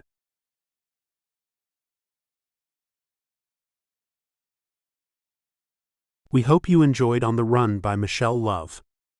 Now please listen to a sneak peek for Blindfolded by Ellen Lane and Michelle Love. Chapter 1. Ava. Take me. I wasn't usually a potty mouth. In fact, I was pretty hesitant when it came to cursing, even in the most trying of times. But there was trying, and then there was desperate, and I was rapidly losing my grip on the former and sliding into the latter. Tugging my lower lip between my teeth, I dropped my bag on the floor at the entryway of my cubicle, staring down at the figures on the paper I held. Usually, I was pretty okay with my job. At the very least, it put food on the table, and my boss wasn't too strict. At the most, I met interesting people and got to mold their image in whatever way I wanted. But I always dreaded the first of every month. I tossed and turned the night before and woke up with a headache, which meant that heading into the office was next to impossible. But I knew better than to call out. Anyone calling out on the day of a monthly performance report was immediately red flagged. And that was the last thing I needed. So there I was, staring at the woefully incriminating proof of what I already knew. My numbers were down. Way down. Of course, I had never been the company's star publicist anyway.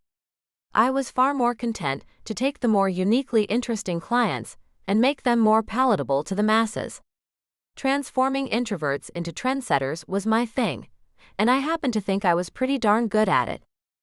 The problem was that the clients I worked with were simply too low-key to garner much attention, and if they did, it was a very niche audience they drew.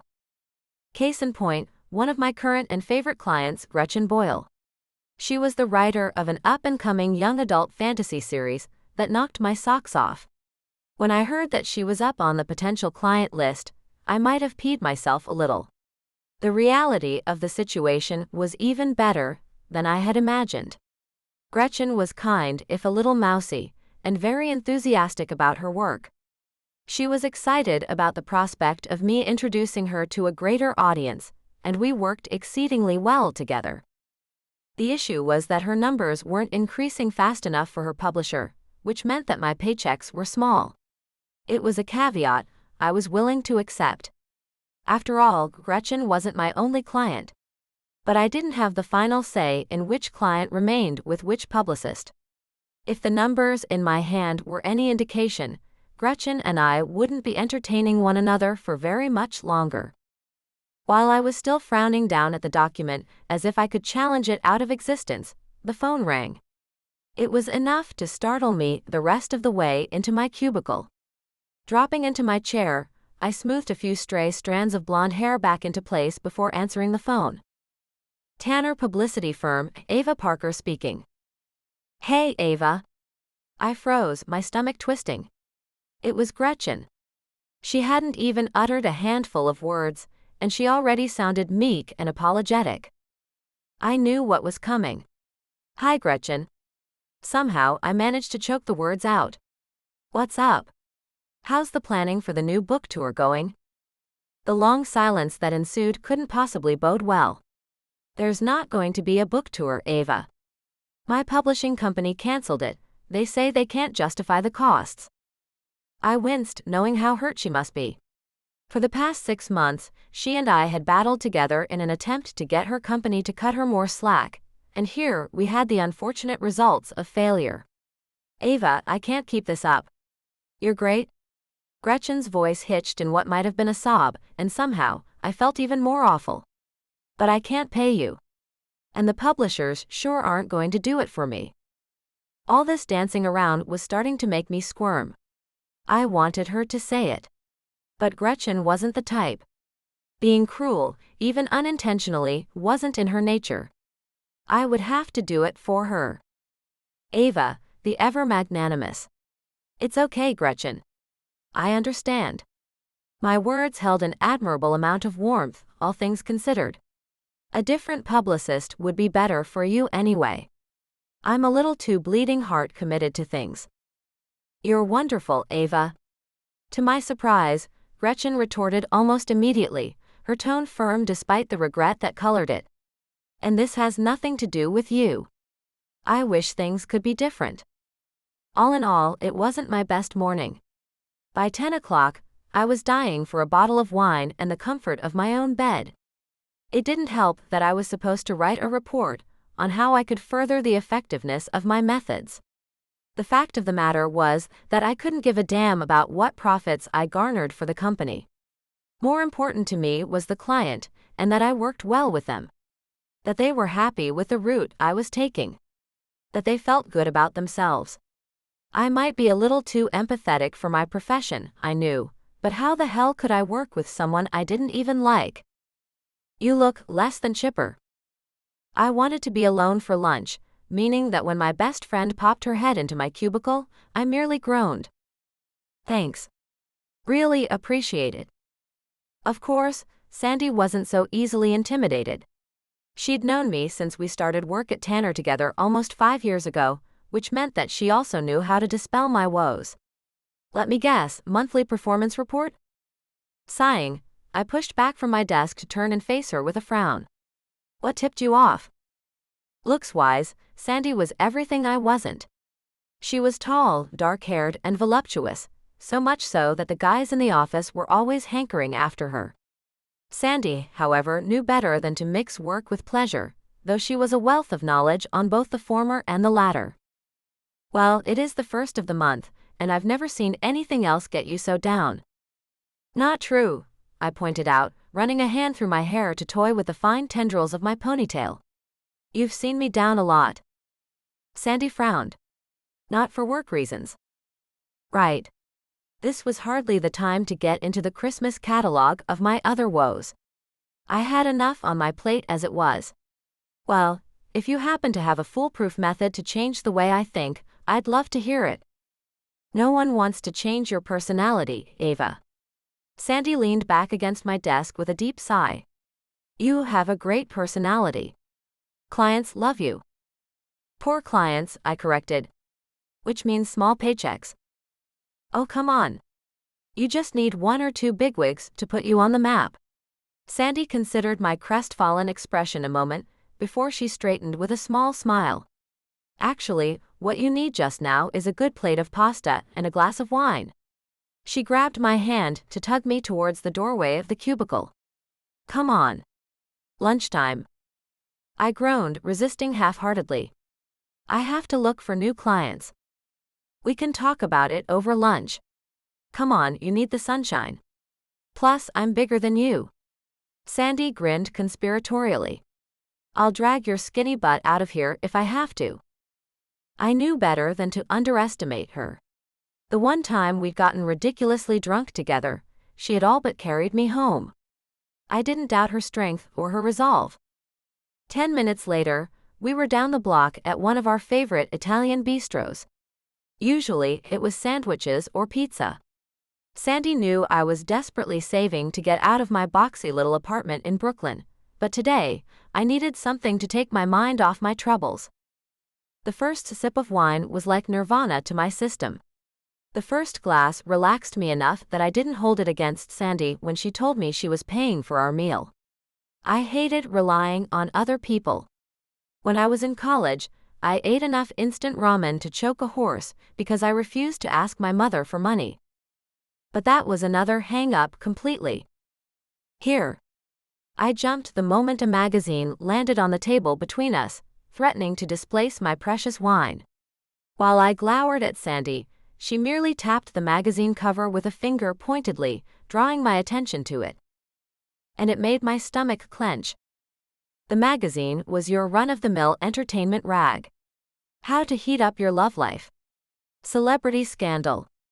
Get the body you've always wanted. Nothing I would ever be caught dead reading. The cover image, however, gave me even more pause. Slowly, I raised my gaze to my best friend. Aries Wolf? It was a name everyone who wasn't born under a rock was more than familiar with. The man had inherited a small fortune from his grandfather in his early 20s and used it to build a thriving real estate empire. He was one of the most affluent men in the world, as well as one of its more eligible bachelors. Aries looked every bit like the prodigal war god after which he was named, dark-haired with vivid gray eyes and a cutting jaw that had most women the world over fanning themselves at the mere sight of him. His 6'3" frame was always wrapped in designer suits, and he was known for spending money like it was water, not that he didn't always have more to spare. Aries Wolf, Sandy repeated with a smug smile, the client you need. My eyes almost popped out of my head as my jaw dropped onto the table. If you're joking, Cassandra, that's not very funny. I'm not joking. Sandy cast a gorgeous smile of thanks at the waiter, effectively stunning him for a moment before he refilled our water glasses. You need a high-profile client. Just one to get your numbers up and your name out there. I started to shake my head slowly. High profile is one thing, but Aries Wolf? Sandy arched a brow. What's wrong with him? He's filthy rich, successful, and attractive as hell. He'd be perfect for you. What's wrong with him? I returned incredulously. How about what isn't wrong? There wasn't enough wine in the world to distract me from this line of conversation. The man's a damn hurricane, Sandy. Wherever he goes, he leaves a path of destruction, and that's putting it lightly. I was in no way exaggerating. While no one would dispute that Aries was one of the most affluent men in the world, he was also one of the wildest. It seemed like every other week, there was some article or another with a profusion of pictures of him getting into a bar fight or sleeping with married women. The man was a force of nature, and he used his money to buy enough leeway to wriggle out of the complicated as hell situations he got himself into without a second thought. He was the ultimate bad boy, which admittedly didn't deter most women. But it intimidated the hell out of me. Oh, come on, Ava. He's not a monster, he's a man. Sandy took a sip of her own wine contemplatively, her tone reassuring. And men have reasons for being the way they are. With a sigh, I leaned back against the plush cushioning of the booth, crossing my hands over my chest stubbornly.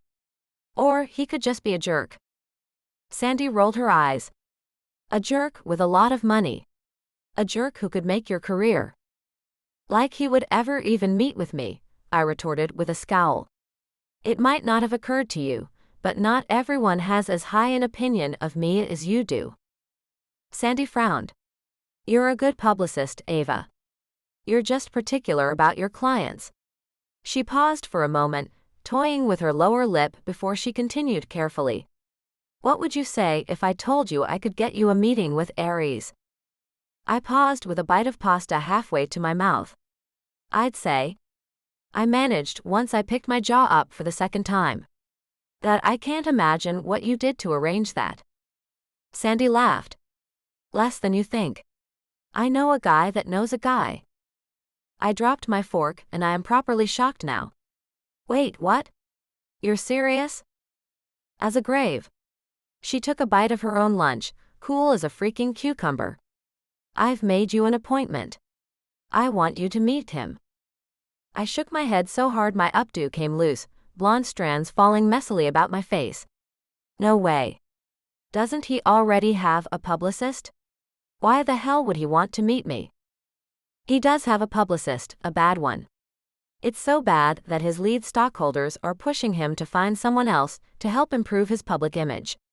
Which is where you come in. I reached blindly for my wine glass to drain what remained in a single gulp. Why me? I was desperate for any kind of redirection at this point. The very idea of being in the same room with Aries Wolf was enough to make me hyperventilate. Even if I was to take higher profile clients, it wouldn't be anyone like him. Why don't you meet with him? You have a history with clients on his level. You're way better at dealing with this stuff than I am. I'm already swamped with clients as things are. Sandy took a long sip of her wine. Richard has been saying I'm at the office too much. He wants me to spend more time with him and the kids. That I could understand. Sandy had been married for 5 years, mostly happily, from what I knew. But she could be kind of a workaholic. She made more than enough for her husband to be a stay-at-home dad, and Richard accepted this with a grace most men didn't possess. Wanting to spend more time with his wife was a completely reasonable request. I pushed my plate away, having suddenly lost any and all semblance of my appetite. You're serious? You want me to meet Aries Wolf? Sandy didn't have any problem eating. But she had, of course, just dumped the devil incarnate on my doorstep. She'd probably sleep like a baby that night. Yep. Next Wednesday. Wednesday? Screw my life. Though I wasn't thrilled to be shoved into the situation by any means, I spent the next few days doing research on the man, just to prepare myself. If I expected any information I found to disprove what the tabloids said, I was sorely disappointed. While Wolf had made it onto the covers of several far more reputable magazines, Forbes, Business Insider, INC, and The Motley Fool amongst them, he was also in almost every gossip rag known to man. Every week there was a new woman, a new party, and a new extravagant purchase to reaffirm his billionaire playboy status. And none of it made me feel any better. As for me, after losing Gretchen, it seemed like my bank account balance dropped exponentially every day. There were bills to pay, and the rent, groceries to buy, and everyday expenses made me squirm every time I pulled my wallet from my purse. I was going to have to start dipping into my savings soon, and that thought was enough to incite a mini panic attack. I'd been saving up for a down payment on a Manhattan townhouse for 4 years, and I was so close I could almost taste it, but the past 6 months had yielded little to nothing for my house fund. Which meant that when Wednesday rolled around, I put on my big girl panties and prepared to go downtown. When I went to visit my clients in the city, I usually stay well above Midtown. Rent is cheaper the higher up you go, depending on the neighborhood, of course. All New Yorkers understood that Midtown and lower meant you were shelling out big bucks for the tiniest spaces. Aries Wolf's gigantic office building was smack in the middle of the West Village high-rent district. Of course, it wasn't as if I had never seen the building before. The Wolf skyscraper was in the news almost daily, along with a running commentary on Aries' new business acquisitions and who he was dating. Somehow, the darn thing was far more intimidating in person. My appointment was Wednesday morning at 10 o'clock sharp, and so at 9:30, I was standing at the curb, staring up at the mountain of glass and steel that towered above me. The last thing I wanted to do was go into that building. Despite my mother and sister's constant nagging, despite the insistence that the only way I would ever make money as a publicist was to put my personal feelings aside, I didn't want this. I didn't want Aries Wolf. Ultimately, it came down to my morals. Sandy set this up for me. She was both my friend and a respected fellow publicist. Not going would be a slight to her, which meant that at 9:50, I marched myself through the front doors of the Wolf Building and made my presence known. "Ava Parker, here for my 10 a.m. with Mr. Wolf." The girl at the lobby looked like something straight off the cover of Vogue. Tall, slim, bright green eyes with an artistic smattering of freckles and porcelain skin, she wore a suit that had to be designer and tailored at that. It was obvious that Wolf wanted the first impression of his company to be a good one. "Parker. Parker." Her face was carefully blasé. I strongly suspected she couldn't feel anything after all the plastic surgery she'd had to make her perfect. "Ah yes. Parker." When she finally looked at me, the derision in her gaze made me question the prim black suit I wore. It wasn't the most sensual thing in the cosmos. Truth be told, it was a size or two too big, but I was perfectly comfortable without putting my goods on display. Unlike some people. "Go right up," she finally directed, the corner of her mouth turning up slightly in amusement at something I couldn't imagine. "He's expecting you."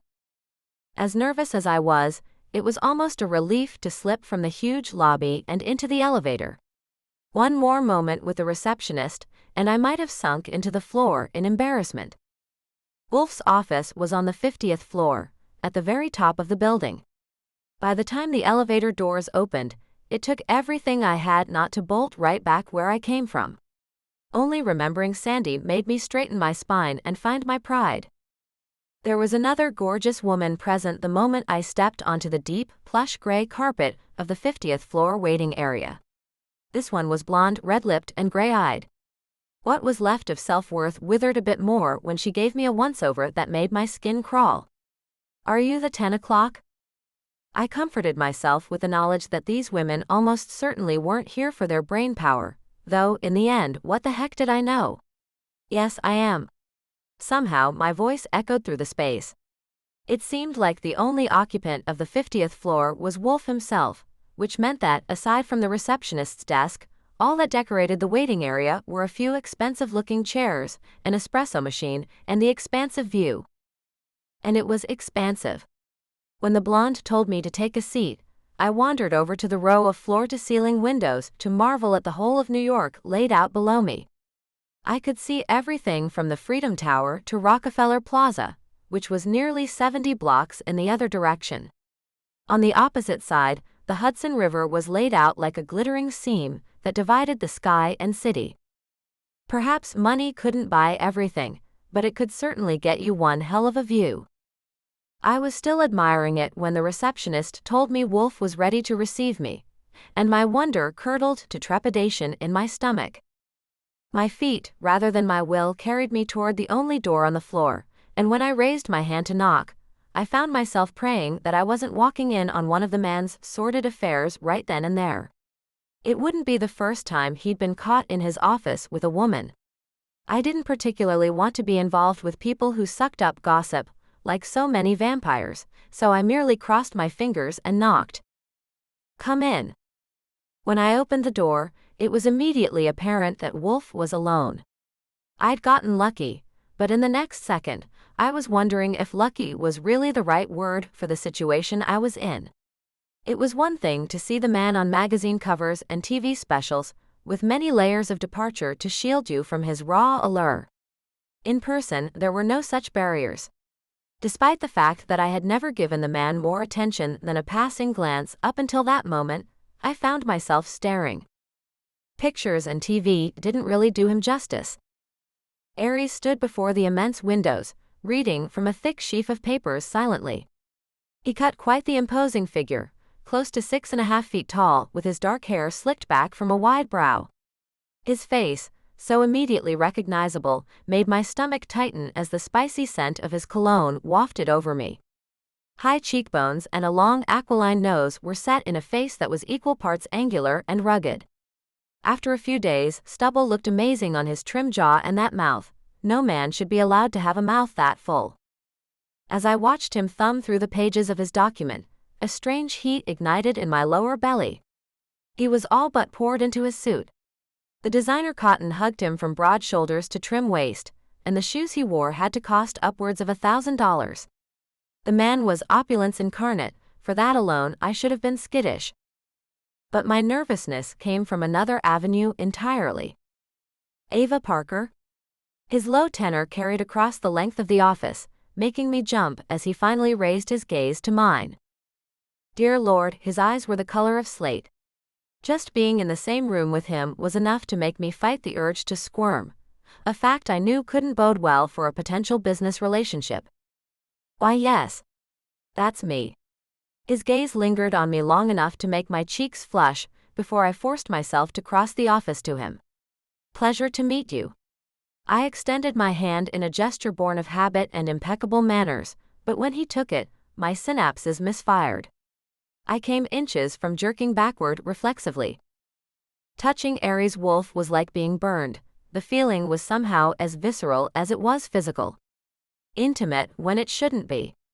I tugged my hand away the moment I could, doing my best to swallow my nerves. The pleasure is mine, he replied mildly, setting his paperwork aside. After all, you are supposed to be saving my image. The fact seemed to amuse him, if the upward quirking of his lips was any indication.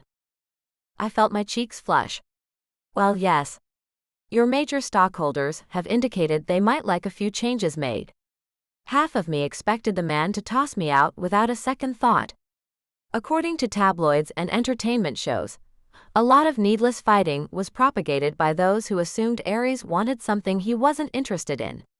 For a moment, I cursed Sandy for sending me to a man who had as much a chance of making my career as ruining it. But, to my surprise, Wolf didn't drum me out of his office to be tarred and feathered by the media. Instead, he merely gestured to one of two plush leather armchairs before his desk.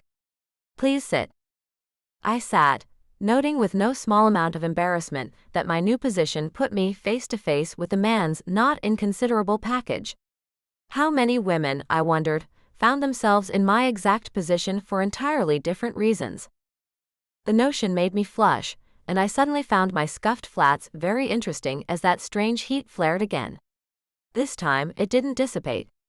Instead, it settled somewhere between my belly button and the most intimate part of me, and throbbed dully. Coffee, Miss Parker? The question was like a godsend. Anything to get him, his cologne, and that ridiculous body of his away from my person for long enough to get in a decent breath. Please. There was another espresso machine in his office. Of course, Wolf would have his own espresso machine, and I thanked God for the reprieve it gave me. On the flip side of things, when I relaxed enough to watch him make said espresso, it occurred to me that I would never have thought Aries Wolf the type to make his own coffee. Then again, I had also underestimated just how powerfully my body would react when faced with him, but let's face it, I wasn't exactly the most experienced on the block when it came to raw physical allure. Sugar. I jumped, jerking my gaze upwards from Aries behind. I had never particularly considered a man's butt before, but Aries had a very fine one. Yes. I answered quickly, glad he hadn't caught me ogling. 3, please. He arched a brow but didn't question me further, merely adding the sugar before handing me a tiny posh cup that probably cost more than I made in a week. I've heard you're very good at what you do, Miss Parker. Aries rounded his desk to take a seat with his own coffee. He was a veritable king on his throne, and I cleared my throat as another wave of heat suffused me. Was this how power affected women? Instead of giving into the sensation, I cleared my throat to speak. Sandy had gotten me here, but now I was going to have to sell myself. I have the benefit of having worked with several clients in your line of work, Mr. Wolf. And I can additionally promise you anonymity. I don't usually take high-profile clients, but my colleague convinced me to make an exception in this case. This, Sandy told me, sounded a lot better than the truth. If I wanted this contract, I had to make Aries believe he needed me. No mean feat for the man who had everything. And in your opinion, what needs to be done with my image? It was hard to believe that the man before me, sipping primly at his coffee, was the same playboy that was plastered across the covers of worldwide gossip rags. That he'd been kicked out of as many hotel suites as he'd kicked women out of, and that his parties were legendary. No, the man sitting before me was impeccable in both form and manners. He could have been snide, crass, or rude, but he was none of those things. And most surprising of all, it seemed as if he was genuinely interested in my game plan. Well, I took a sip of my espresso, surprised at how good it was. I wasn't usually a coffee drinker. Maybe I just had expensive tastes. I think what they're most concerned about are certain behavioral patterns. Just because I was out to convince the man that he needed me, didn't mean I wasn't going to approach the matter delicately. Such as? I couldn't tell if he was baiting me, or if he genuinely didn't know that getting caught out on a public balcony with a supermodel was a social faux pas. Well, there's a lot of partying, excessive spending, binging on certain vices. Most of those vices are women. I plan to mitigate past transgressions by focusing on your charitable possibilities. Oh, do tell. It was going surprisingly well. Far better than I expected, honestly. I proceeded to outline an 8-point plan I had already discussed with Sandy. Over the course of a year, I would help Aries minimize particularly incriminating instances in his past and propose events and appearances that would help him cultivate a new image. Wholesome, modest, and magnanimous. It was foolproof, especially considering how hard his investors were pushing for the change. Aries continued to mind his P's and Q's. He listened to everything I had to say, nodded in understanding, and asked questions in all the right places. For all his apparent humility, he might have been a customer I handpicked rather than one forced on me. Ultimately, only one question remained. If the man was going to be this cooperative, did I really have anything to worry about? It sounds like you have everything in order. When I was finished with my little presentation, Aries looked over some of the documents I'd handed him. I'd say all that's left to do is sign the papers. Papers? I arched a brow in confusion. What papers?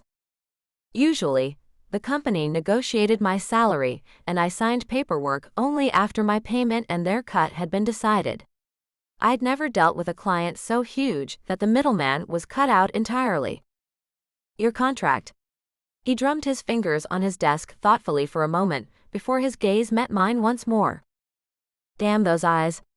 The man hadn't said or done anything inappropriate at all, and I still fought the urge to squirm beneath his piercing gaze. If he looked at women like that with their clothes on, God help anyone who crossed his path naked. You've already drawn up a contract? I redirected my thoughts to the matter at hand. Not yet, but it's a simple thing. I name my terms and you decide whether or not you feel they're acceptable. Was this the part where he proved his true nature and tried to lowball me? I tried to prepare for every situation I could imagine, but quickly found that with Aries Wolf, such a thing was impossible. All right then.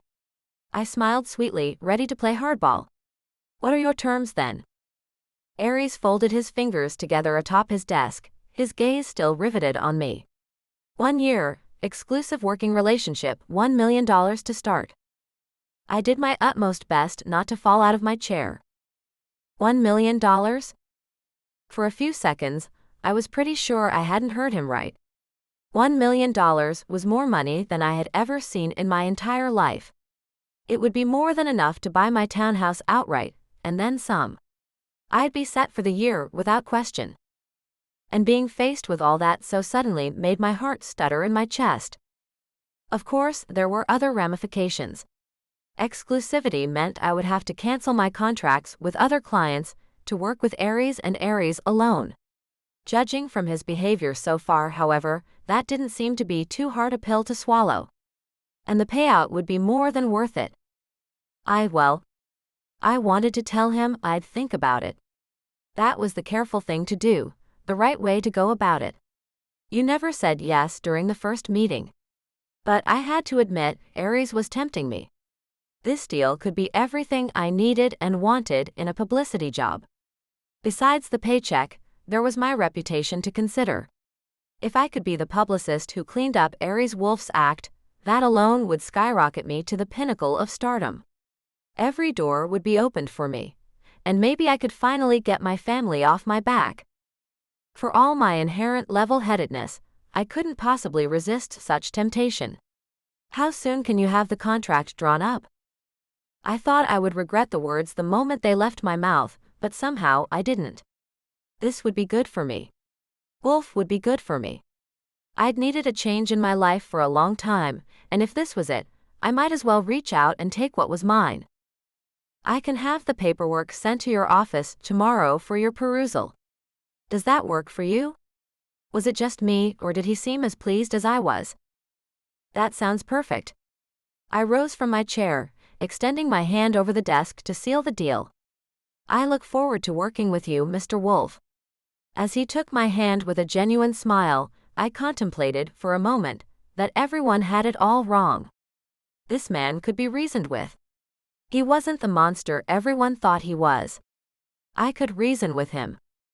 I had never expected our meeting to go so well. He came around his desk to address me directly, and I found I was smiling unabashedly. I'll have a courier come to your office with the papers tomorrow afternoon. Will you be in around 1? Right after lunch, I said. I hadn't felt this good in a long time. Wonderful. I was already plotting how I was going to celebrate with Sandy. I could just imagine the shocked, prideful look on her face when I shared the news. When do you think we'll have time to talk about implementing the first stages of your master plan? I turned to answer him, only to have the words die in my throat. Aries was close. When on earth had he gotten so close? I found myself inhaling sharply as I took a few steps backward, and then my spine came into contact with the smooth wood of the door. There was no more leeway. For the past 40 minutes or so, I had no problem getting over the man's physical appearance, at least that's what I told myself. Now that he was literally 3 inches away from me, smelling of heaven and pinning me in place with those slate-colored eyes of his, my body recalled the heat my mind had pushed aside. I pressed my thighs together instinctively, swallowing thickly as my temperature rose. Geez, it was enough to make any woman in her right mind squirm, and I only just managed to avoid being so obvious. Mr. Wolf? I managed, my voice slightly unsteady. I don't think. Call me Aries. When the hell had his demeanor changed so drastically? The man had gone from all smiles and manners to a low, husky tone accompanied by a smirk that was far too knowing for his own good. We are going to be working together after all. Mr. Wolf, I emphasized, oddly breathless at his nearness. What are you doing? Sealing the deal. He replied lowly, drawing even closer to me. When his hand sifted through the stray blonde strands of my updo, I inhaled sharply, a shudder traveling down my spine. Though I certainly hadn't given him any leave to do so, he loosened the band he found. My hair tumbled over my shoulders towards my waist. You, Ava Parker, are hiding a great deal, aren't you? The hunger in his gaze stole whatever words might have been on the tip of my tongue. I'm sure I don't know what you mean. Aries chuckled, the low sound thrumming through me so my toes curled. You're very professional, you know. Analytical. Proper. And that suit is precious. He plucked at the worn cotton of my pantsuit, making my face flame. You like fading into the background.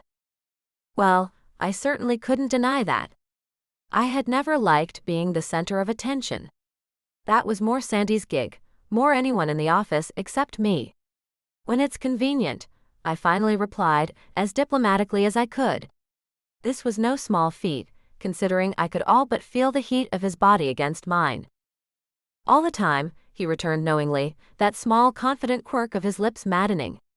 I wonder what would happen if I stripped away that shy outer shell to get a look at what's underneath. He tugged at the shoulder of my suit jacket, and the damn thing gave. It was the first time I'd ever regretted wearing something too big for me. The pale, sun-deprived skin of my shoulder was revealed, interrupted by only the dark, lacy strap of my black bra. Aries homed in on the tiny scrap of lingerie like a damn heat-seeking missile. And what have we here? Another secret. When his head lowered to brush his lips across my bare shoulder, my breath caught in my throat as scalding heat blossomed through my system. It seared through me, leaving nerve endings I didn't even know I had raw and aching, my lips slightly parted in shock. No. No, I didn't want this. This was the deal that was supposed to save my career, the cure, all that would put me on the map as a publicist. I couldn't afford to let this man take advantage of me, no matter how many women had already fallen victim to his charms. There's a regular little vixen beneath all this. His hand skimmed over the loose cotton of my suit as his gaze rose to meet mine once more. A vixen with the face of an angel. My traitorous heart stuttered in my chest. I knew well enough that the only thing this man wanted was my body, that he was going out of his way to ensure that our business arrangement would have certain physical aspects. These aspects that I certainly hadn't factored in. I should have shoved him away. A braver me might have kneed him in the nuts he was so obviously proud of.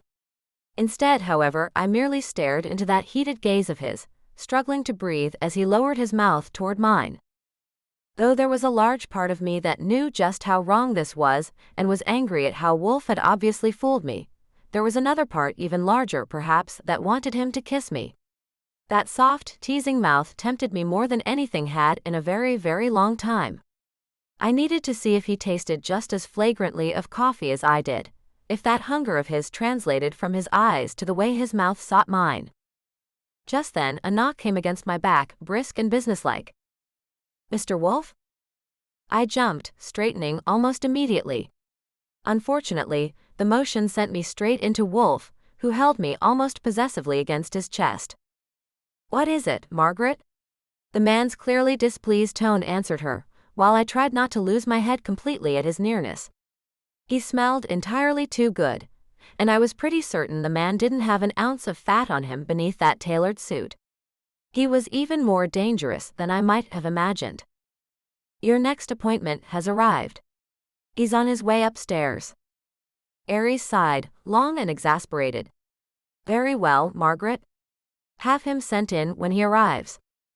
It took every ounce of willpower that I possessed, but I managed to work my way out of the man's powerful embrace.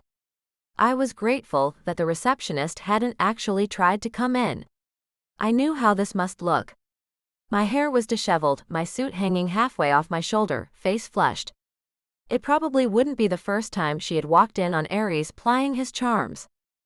I'll be going then." I straightened my jacket quickly, before sweeping my hair into a haphazard ponytail. "Of course."